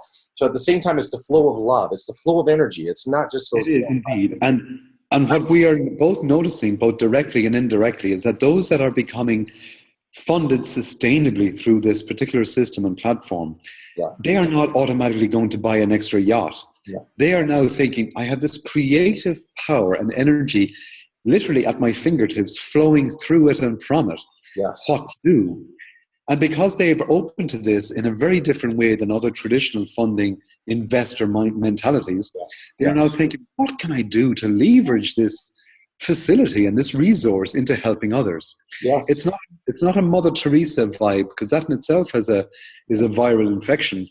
This idea that I'm suddenly worthwhile if I carry the perception of giving, and if I suffer, through suffering, this is about what can I now do with my time, my energy, my attention, my money, in order to help others. And this is the toroidal field that I was referring to. Yes, and as it flows, I've been very happy to donate 800 and 200 and 800. And the t-shirts, the shirtless pioneer, he's been happy to donate $60 at a time. Absolutely. And, he's not the only one working shirtless. He's in his living room. And as Napoleon Hill, and I love this graphic actually, because we shouldn't demonize businessmen. I mean, many of them are required to wear the uniform in order to get past the first level of acceptance within the system. Yes. But that doesn't mean they're all manipulating corporate mindsets. Right. That there is a meaning held in the uniform that can be beautiful also. And we are talking strict donations, or 100% of your donation goes to that person you're donating to, or gets split to 3 different projects. And all projects that you're donating to in advance. This isn't equity crowdfunding. I'm highly versed in it. I know how to do it at 3 to 5 times the normal success rate. This is not equity crowdfunding where you're getting a percentage of a business. Where you're. Let's take a moment, actually, David, to say what this is not, and to be on record. Yes. We are not selling anything. Yes. We are not buying anything. Yes. We are not expecting anything. And we are gifting, supporting, creating, sharing, and receiving. And we are doing so because we're touching within ourselves to find what is it, the deepest purpose that is existing within me that needs expression. What's the sacred dream within me that can be a project? And we are saying, I wish this to be real. I wish to live in a world when this dream is known and felt and appreciated. And I wish the same for every other living being, humanoid or not. And what's trying to happen through you? What's been trying to happen through you for years that you've been wishing into existence? And as I say, don't die with your song still inside you. Exactly. Live your song, and let's fly that song into full, fresh, and open air, flying over the waters of this earth. And there was a beautiful religious scholar in the Middle Ages, and he knew the ridiculousness of trying to describe what God was. So instead he wrote a beautiful tome of work describing what God was not. And he realized by describing what God is not, people would have a chance of opening to what God is. Yes. Now, David and I are not going to claim now that we're seeking to do the same thing or that this is God, but in terms of the creative potential existing within each of us and through all of us, then this is a divine quality expressed. expressing. So what it's not an investment opportunity in the classic sense and meaning of the word. It's you're investing your time, your energy, your love, and your attention, nurturing a flower and watching it grow. Yes, so we don't want to get so poetic that it's no longer got meaning for those of you that are of a business mindset.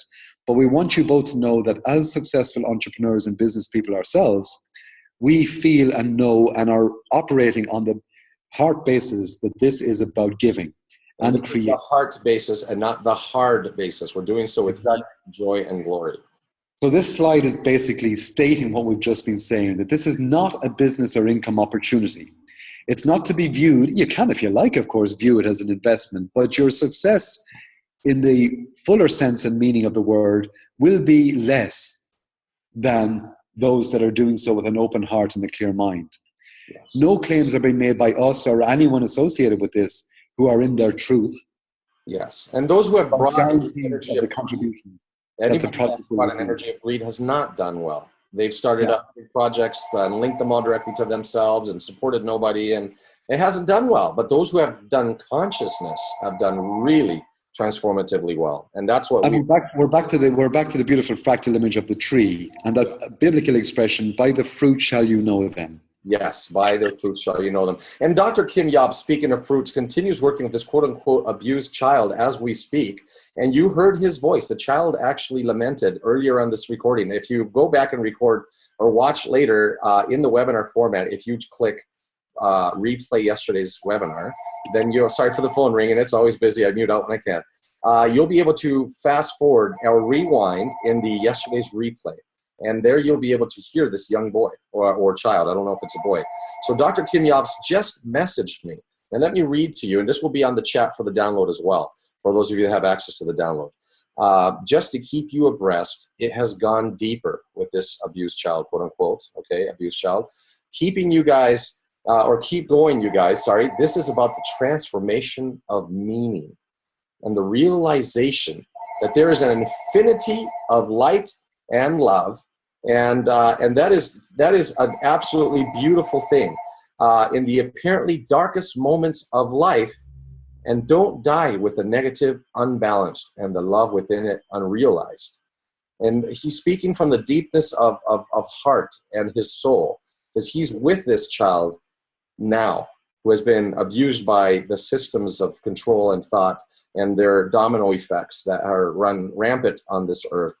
And we are here to transform this child and transform this earth with the super consciousness of being that we are here for. That's what I'm here for. WeShare has materialized on this planet to assist in this process. We're not agents. We're not representing it. We're not distributing it. We're not selling it. It's a tool of consciousness that we are using, and we're so grateful for, because it is opening the doors of super consciousness throughout the planet.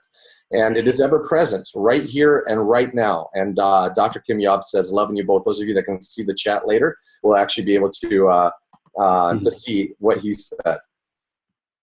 And I should say that I'm speaking for myself, but I don't doubt that, David, you would share this sentiment or something similar. That the moment this system no longer serves our intent to be fully of service, then it will fall away. By itself, through natural law. It's just exactly natural law. And our involvement will either change this in accordance with natural evolving law, or we will move on, or we will create something new. Yes. And so I'm going to go ahead and mute my video as well for the same. Let's focus on this all vitally important slide that Michael has created that's on the screen right now. Let's focus on that. What does that mean, Michael? Well, to me, the image tells a million, thousand, million words. It's again, the totem animal is coming in here. What we see here is 9 lions. And we see 1, 2, 3, 4, 5, 6, 7 female and 2 male. Now, apart from the fact that they're moving together as a group with intent and focus and power and sure-footedness, there's no nervousness depicted in any motion here at a physiological or energetic level. You've got 9, which is the number of completion. You've got 7, which is the feminine number of magic and innocence, yet complete power within that.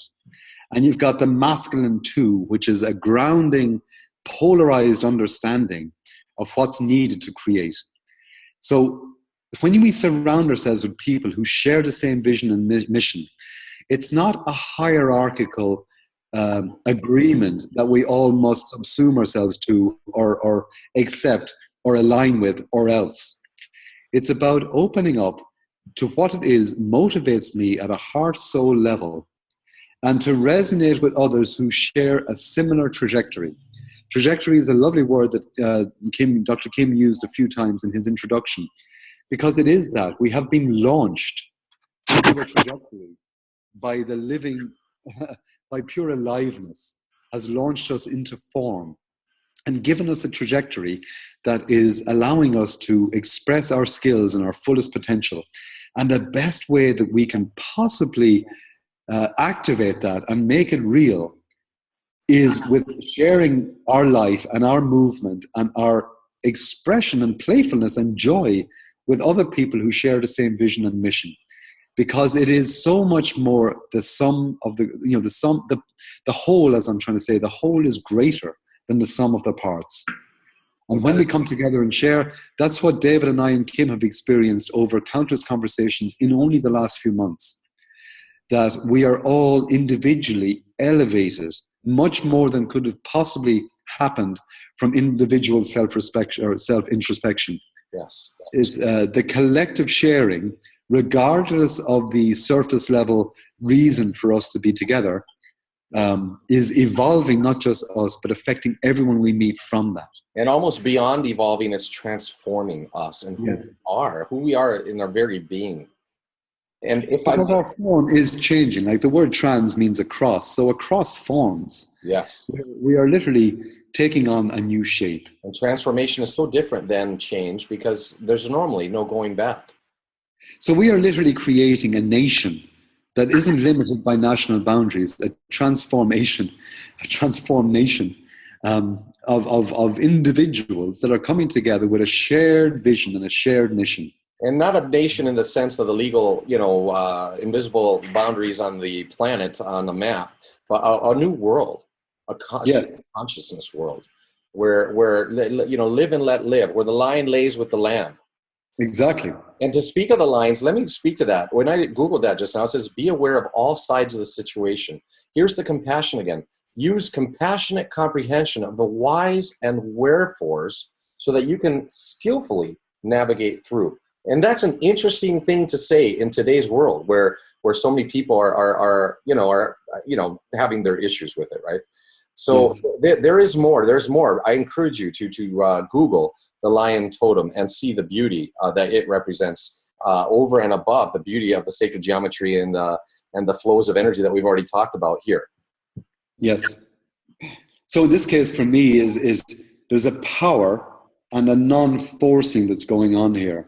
There is no sense in this image on any level of a particular leader.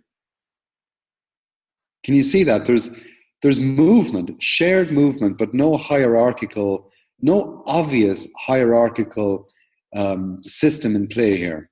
Yes, yes. As a matter of fact, in the realm of lions, the lion wins the prize for the most relentless fighter in the face of life challenges. And the lion represents courage and strength in overcoming difficulties. The presence of this power can also mean that something, quote unquote, wild is happening, like a massive transformation of consciousness. And so these lions are symbolizing the emotions that some people feel during transformation or prior to transformation as action signals from their own consciousness that are difficult to manage, such as anger or fear. Isn't that interesting how that comes up just prior to the transformation as an action signal? Yes, it's an action signal. Isn't that so there's two images before we complete. This one again is just reiterating my name, and it's I like to see symbolism, and I like to see playful structure contained within. And when I look at my name, Rice. Those of you that learned basic first aid, if somebody hurts themselves or sprains their ankle, the word that's used to remember what to do is RICE, which stands for rest, rest it, ice it, compress it, and elevate it. Oh. And so when I look at my name and I play with this sort of concept of RICE, rest, ice, compression, elevation, what else could that mean in a spiritual, playful context? And the rest means be still. Be still and know that I am God. Yes. The rest is about literally realizing that there's nowhere I need to go or be. Going and being will happen, that I am the center at all times. So the rest affords the possibility of the awareness of the power of this moment, a la Eckhart Tolle and so on. So the power of now. So the rest here is about being still, not inactive, but still. And the ice makes reference to a crystal structure, a harmonic, crystalline, unique expression, that an ice particle is a perfect expansion in form from what was like a particle of dust in a cold environment. Compression, like I described earlier, is also interchangeable with compassion, because when waves come together sustainably and compress in a geometry of love and a geometry of life, then it is infinite wave compression, like the image that you see here below. And then elevation is about high perspective. It's about ascension. It's about this perspective that we can be so much more than we are, not because we become higher, but because our center becomes stronger and able to hold a higher perspective, a fuller perspective. So my name, in this case, is a carrier wave for the awareness that stillness brings symmetry. And symmetry allows the waves to compress. And that induces and creates a field effect that can be truly creative, sustainable, and leverage the geometry of love. Anyway, it's also just a tasty seed that's grown in most of the planet. Yes, and what does the 618 mean in your Gmail? I'm curious. Because 618 is the golden number. It is the proportion in nature that makes reference to it's God's telephone number, basically. The proportion of 1 is to 1.618, or 1 is to 618, is the golden ratio, the sacred cut, the divine proportion. So if you take a length, a string or a stick or any length from A to B, you can divide it a little over half. So picture this. Picture you're holding a stick between your two hands. Yes?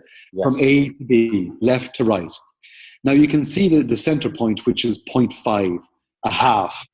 But if you go a little bit more to the right or left of that, you've divided the whole stick into a proportion of 0.618, 0.339. It goes on forever. But let's say 0.618. And the remainder on the other side is 382. Yes? Yes. So you've now created two lengths. Now, if you take the smaller of those lengths, let's say you cut the original stick at that point, and now you've created two sticks, one longer than the other. Now you take the smaller stick, which was 382, whatever, 0.382, and you place it over the longer stick. And you make a little mark where they meet, and you cut there. Then you've cut that larger stick into two smaller parts that are in the exact same proportion as the original stick was to the first cut. And that iteration continues forever. Wow. So this is the ultimate golden fractality, the perfect way that waves can share from the molecular subatomic level to the galactic universal level. That's why we see the same shapes and proportions based on this particular number, expressing at every level of consciousness and physical expression. So anyone that's interested, they can look up the golden number, the golden ratio, the divine proportion, the sacred cut. It's known by many things, but it's far from just being a mathematical elegance or a geometric curiosity. It is the geometry that consciousness takes whenever it wishes to do two things: either bring information into focus or distribute charge in a way that allows for perfect growth. Wow.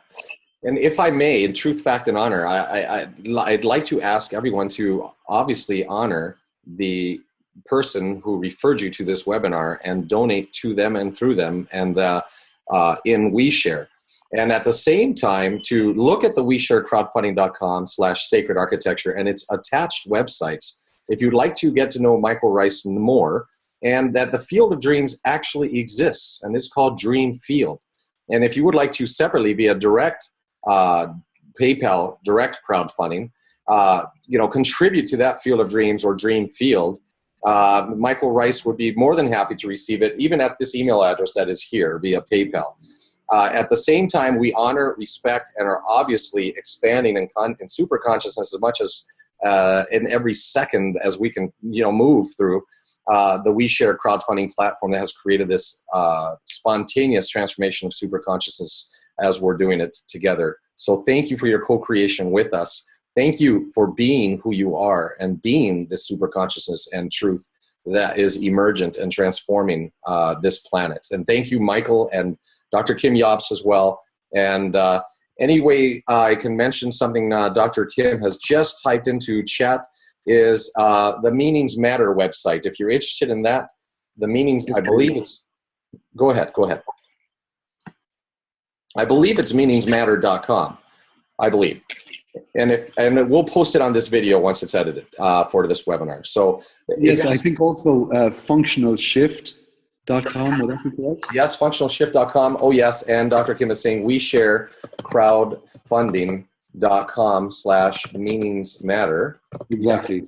Yes. Matter. We'll also point to www.functionalshift.com. If you can, whether or not you are in that WeShare project line, consider assisting Dr. Kim Jobst's medical transformation of healing on this planet. Keep in mind he's got background in Oxford University and more. I would thank you in advance, knowing the future, remembering from the future, and knowing the end from the beginning. I thank you for your full, solid, energetic, and material and financial support of both Michael Rice, who's a super consciousness, thought leader, and in my opinion, and I'm coming up with those words for them, and also for Dr. Kim Jobst. And we are remembering from the future the transformation that they brought to this planet and your transformation that you brought to this planet. What more is possible now for you? And how did we all get to be so lucky to have you in our presence and on this planet at this time? What more is possible for you? Absolutely. And the availability to allow this to be being born through us, that myself and Dr. Kim and to some extent David, to as much as his duties and his creative endeavors allow, we are available to take calls or to connect with people in an organized fashion and share and answer any questions and share our understanding and open creative portals for each and every one of you. And that's our mission. We were all doing this before WeShare crowdfunding came along, and we will continue to do it when it's become something else, either with our help or through another mechanism. But right now, to the full extent of our awareness, our understanding, and our playfulness as well, this is a beautiful, sustainable, emerging platform that we are utilizing and co-creating within and with. Yes. And we're having a lot of fun, guys. This is, it's a great ride, to be able to do what we want to do anyway. With no end. No. There's no limit in the consciousness. And we're bringing to the planet that, Dr. Kim is in the science of meaning, Dr. Jobst rather, to turn disease into health. Well, we're turning lack into prosperity. We're drenching affluence on this planet, so to speak. Things we haven't been ready, we've been conditioned not to do.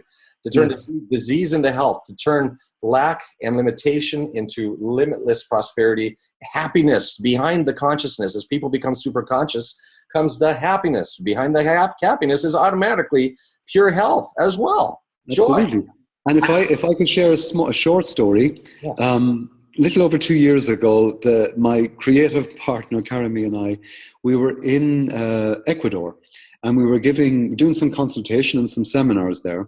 And we were presenting in front of about 100 people on the subject of sacred architecture. And it was translated simultaneously into Spanish. And this man stood up at the back, and he was a very gentle, humble, unassuming character. And he stood up and he said, if I may say, I was told to come here. And we said, okay. initially I thought maybe it was from some company or some group, but I said, and he said, God told him to be there. So there was silence in the room as this very humble native man just said this. And he said, I have a message for you both. And you could hear a pin drop in the room, and we were completely engrossed in this moment because it was so unexpected. The previous question was something about insulation and straw bale, and suddenly this energy and information came. And I said, okay, please continue. What's the message? And the message was that in 100 years' time, 100% of the people living on the planet will be living in sacred space because what you two are opening to now. And he expressed.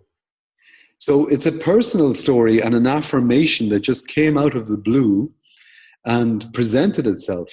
And this isn't an ego gratification comment. It's about acknowledgement that when we open to create from our heart, then the remembering the future informs the present. It simultaneously heals the past, but that's not its purpose.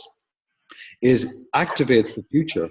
It activates the moment now so that the future, the best possible, most beautiful future, more than we can even imagine, becomes real through us now. So the sacred space that he was referring to and he was messaging to and for us was basically saying that when we clear the energy and open up to give and literally open up to receive at the same time, because it's the one process happening, what we create will be sacred inside and out. Might I add to that? I can't help but notice that as a native gentleman of high awareness in Ecuador transforms, as Dr. Kim Jobst, with the Oxford background transforms, as Michael Rice, the architect, transforms. If you go through quickstart.itsyourturn.info, you will see Michael Rice on another seminar and a video link. And in that video link, you will see a anti-terrorist unit, 15-year special forces, stone, cold killer, trained to kill and doing it for a long time, and how he transformed by exposure to superconsciousness. So as this transformation continues across the planet, we ask you to become a part of it now. And what more is possible? Absolutely. And if I could say, whilst on the presentation here, that this man and I, who have formed a deep and lasting friendship, are co-creating events for other men. And we have one coming up in the Czech Republic between the 7th and the 14th of August. Now, I know this presentation will continue to move and continue to express itself long after that date. But for those that listen and feel moved to come, we have a week-long event called the Week of Fire, where we will burn and bury our fears. And it's for men from anywhere in the world. And you can contact me on the email that you saw a little earlier, sacredarchitecture618@gmail.com. And there are other seminars for men, and also, of course, for women out there listening. Just to let you know that you can contact me and express whatever version or sense that you have of this, and I can point you in the right direction or support and help you directly. It's all connected. This transformation can be supported. You can do it by yourself. You can crowdfund the transformation yourself with the support of others with WeShare. And you can also transform with the assistance of Michael and Karaimi and Kim and the other beautifully super conscious people that are emerging. Absolutely. On this planet. Wonderful. Thank you. So I think we've done great today. I feel very good in this. And David, thank you for technically, energetically, philosophically, spiritually manifesting this for us. You're more than welcome. I love you. I love you. Everyone that's Absolutely. Anyone that has stayed with us till now is obviously birds of a feather, be they ravens, eagles, owls, lions, or conscious. super conscious lions, yes. Phoenixes that transform from fire. and for Kim and for my good friend Dr. Kim to be an anchor for this, because if I could say that when I first opened to this, when David communicated with me, by sheer and direct and profound instinct, I contacted Kim and I said, something has come across my path here. I need your help. And I said, listen, can you help me to open to this? And I did it as a buddy system, like a diving buddy system. So we could both put the combined wealth of our experience and our intellect and our heart openness into exploring what this might mean, not just for us, but for the whole planet. This blissful leap of faith that we are all. It really was, yes. Yeah, well, a leap of faith. It was a leap of faith that communicated David to make contact with these people out of semi-retirement. Yes. And out of all the people you've come across over many years of engaging at every level with the world, Yes. you reached out and communicated with me. Yes. And all else being equal, that wouldn't normally be your first port of call. Not in the normal logical world. No. But the super consciousness plane, stood out as a must first interaction. Absolutely. And it was hard because he was in New York. He was over the North Pole. He was in Dubai. He was in Australia. He was everywhere. No Wi-Fi and on and on. But that heart into ease. And that's the transformation we are here for. The ease, joy, and glory of your life and of this planet. Yes, because we're providing, remember the simple formula, to be happy we need freedom and security. And the security is not at the end of a gun or at the end of some list and matrix of regulations. Yeah. The security comes from surrounding yourself with people on the same vision, with the same vision, on the same mission. And that super consciousness creates the freedom and creates the security where there's no more need for the guns and the lions laid down with the lambs. Because when you realize that there is only one of us here, that becomes the ultimate security. And the ultimate peace and the ultimate happiness comes and from the ultimate creativity. Yes. Yeah. And we're here for that today. What more is possible? What massive transformation is possible because we are here together with the gift. So apart from thanking you and Kim and both of your families for facilitating the time and space, my own family, my own world, anyone that's listening, I want to extend a personal thank you to you for allowing this information to enter into you and affecting you in whatever way the grand plan has in store. And I remain, and I'm sure I can speak for my colleagues and friends as well, I remain open to facilitate and help and support you in your dream. Just get in contact and let's see what's possible. And if you're interested in the WeShare, please contact the person that refers you to this webinar and go through your immersion training as quickly as possible. Set that half day or day aside, spread it out over the weekend. Get through that immersion training now if you can at quickstart.itsyourturn.info. So there's no www. You simply type on any computer or phone, quickstart.itsyourturn.info. And you will also have the pleasure of seeing Michael Ryce in a second presentation where he actually brings on as a live video guest this Special Forces Anti-Terrorist Commando, and he personally shares the transformation that he's been through where he said no thank you to his job regardless of what his boss said. And at the end of that linked video, it literally brought me, who normally does not like to emote, to tears repeatedly. So I would encourage you to look for that additional Michael Ryce recording and look for the link to the interview that he had in the Czech Republic with this Special Forces Anti-Terrorist Commando and watch it right through to the end. And women especially at the end. And that's what brought the tears to my eyes is the interaction of the male and the female and the women at the very end. Watch for that. I would encourage you to absorb that and transform. And thank you for that. And because it wasn't me speaking, I'm not claiming I was channeling. I'm not claiming I was taken over by anything. I'm just saying it's a larger vision that's seeking to be born through all of us. Yes. And this was an opportunity for it to be expressed through human context. And I have similarly received remarkable feedback far beyond and in excess of anything I imagined from so many women who were saying they were in tears and men saying this is what they've been waiting to hear and connect with. The first part of the video is a little bit about sacred architecture, but that's just massaging the energy, getting ready for the true message at the end. Yes. And thank you for that. Thank you for all that you are and be. Dr. Kim Yobbs, Michael Ryce, global super consciousness architect, I start calling you. And we are not alone. We are all architecting. Absolutely. Super consciousness. Wonderful. So let's bring this to a close. Thank you for your time, energy, and attention, as the slide shows. And let's stay happy and create from that place. Absolutely. Until we get the happy patch, let's generate that happiness. Exactly. Okay. Over and out, guys. Thank you. Over and out. Thank you.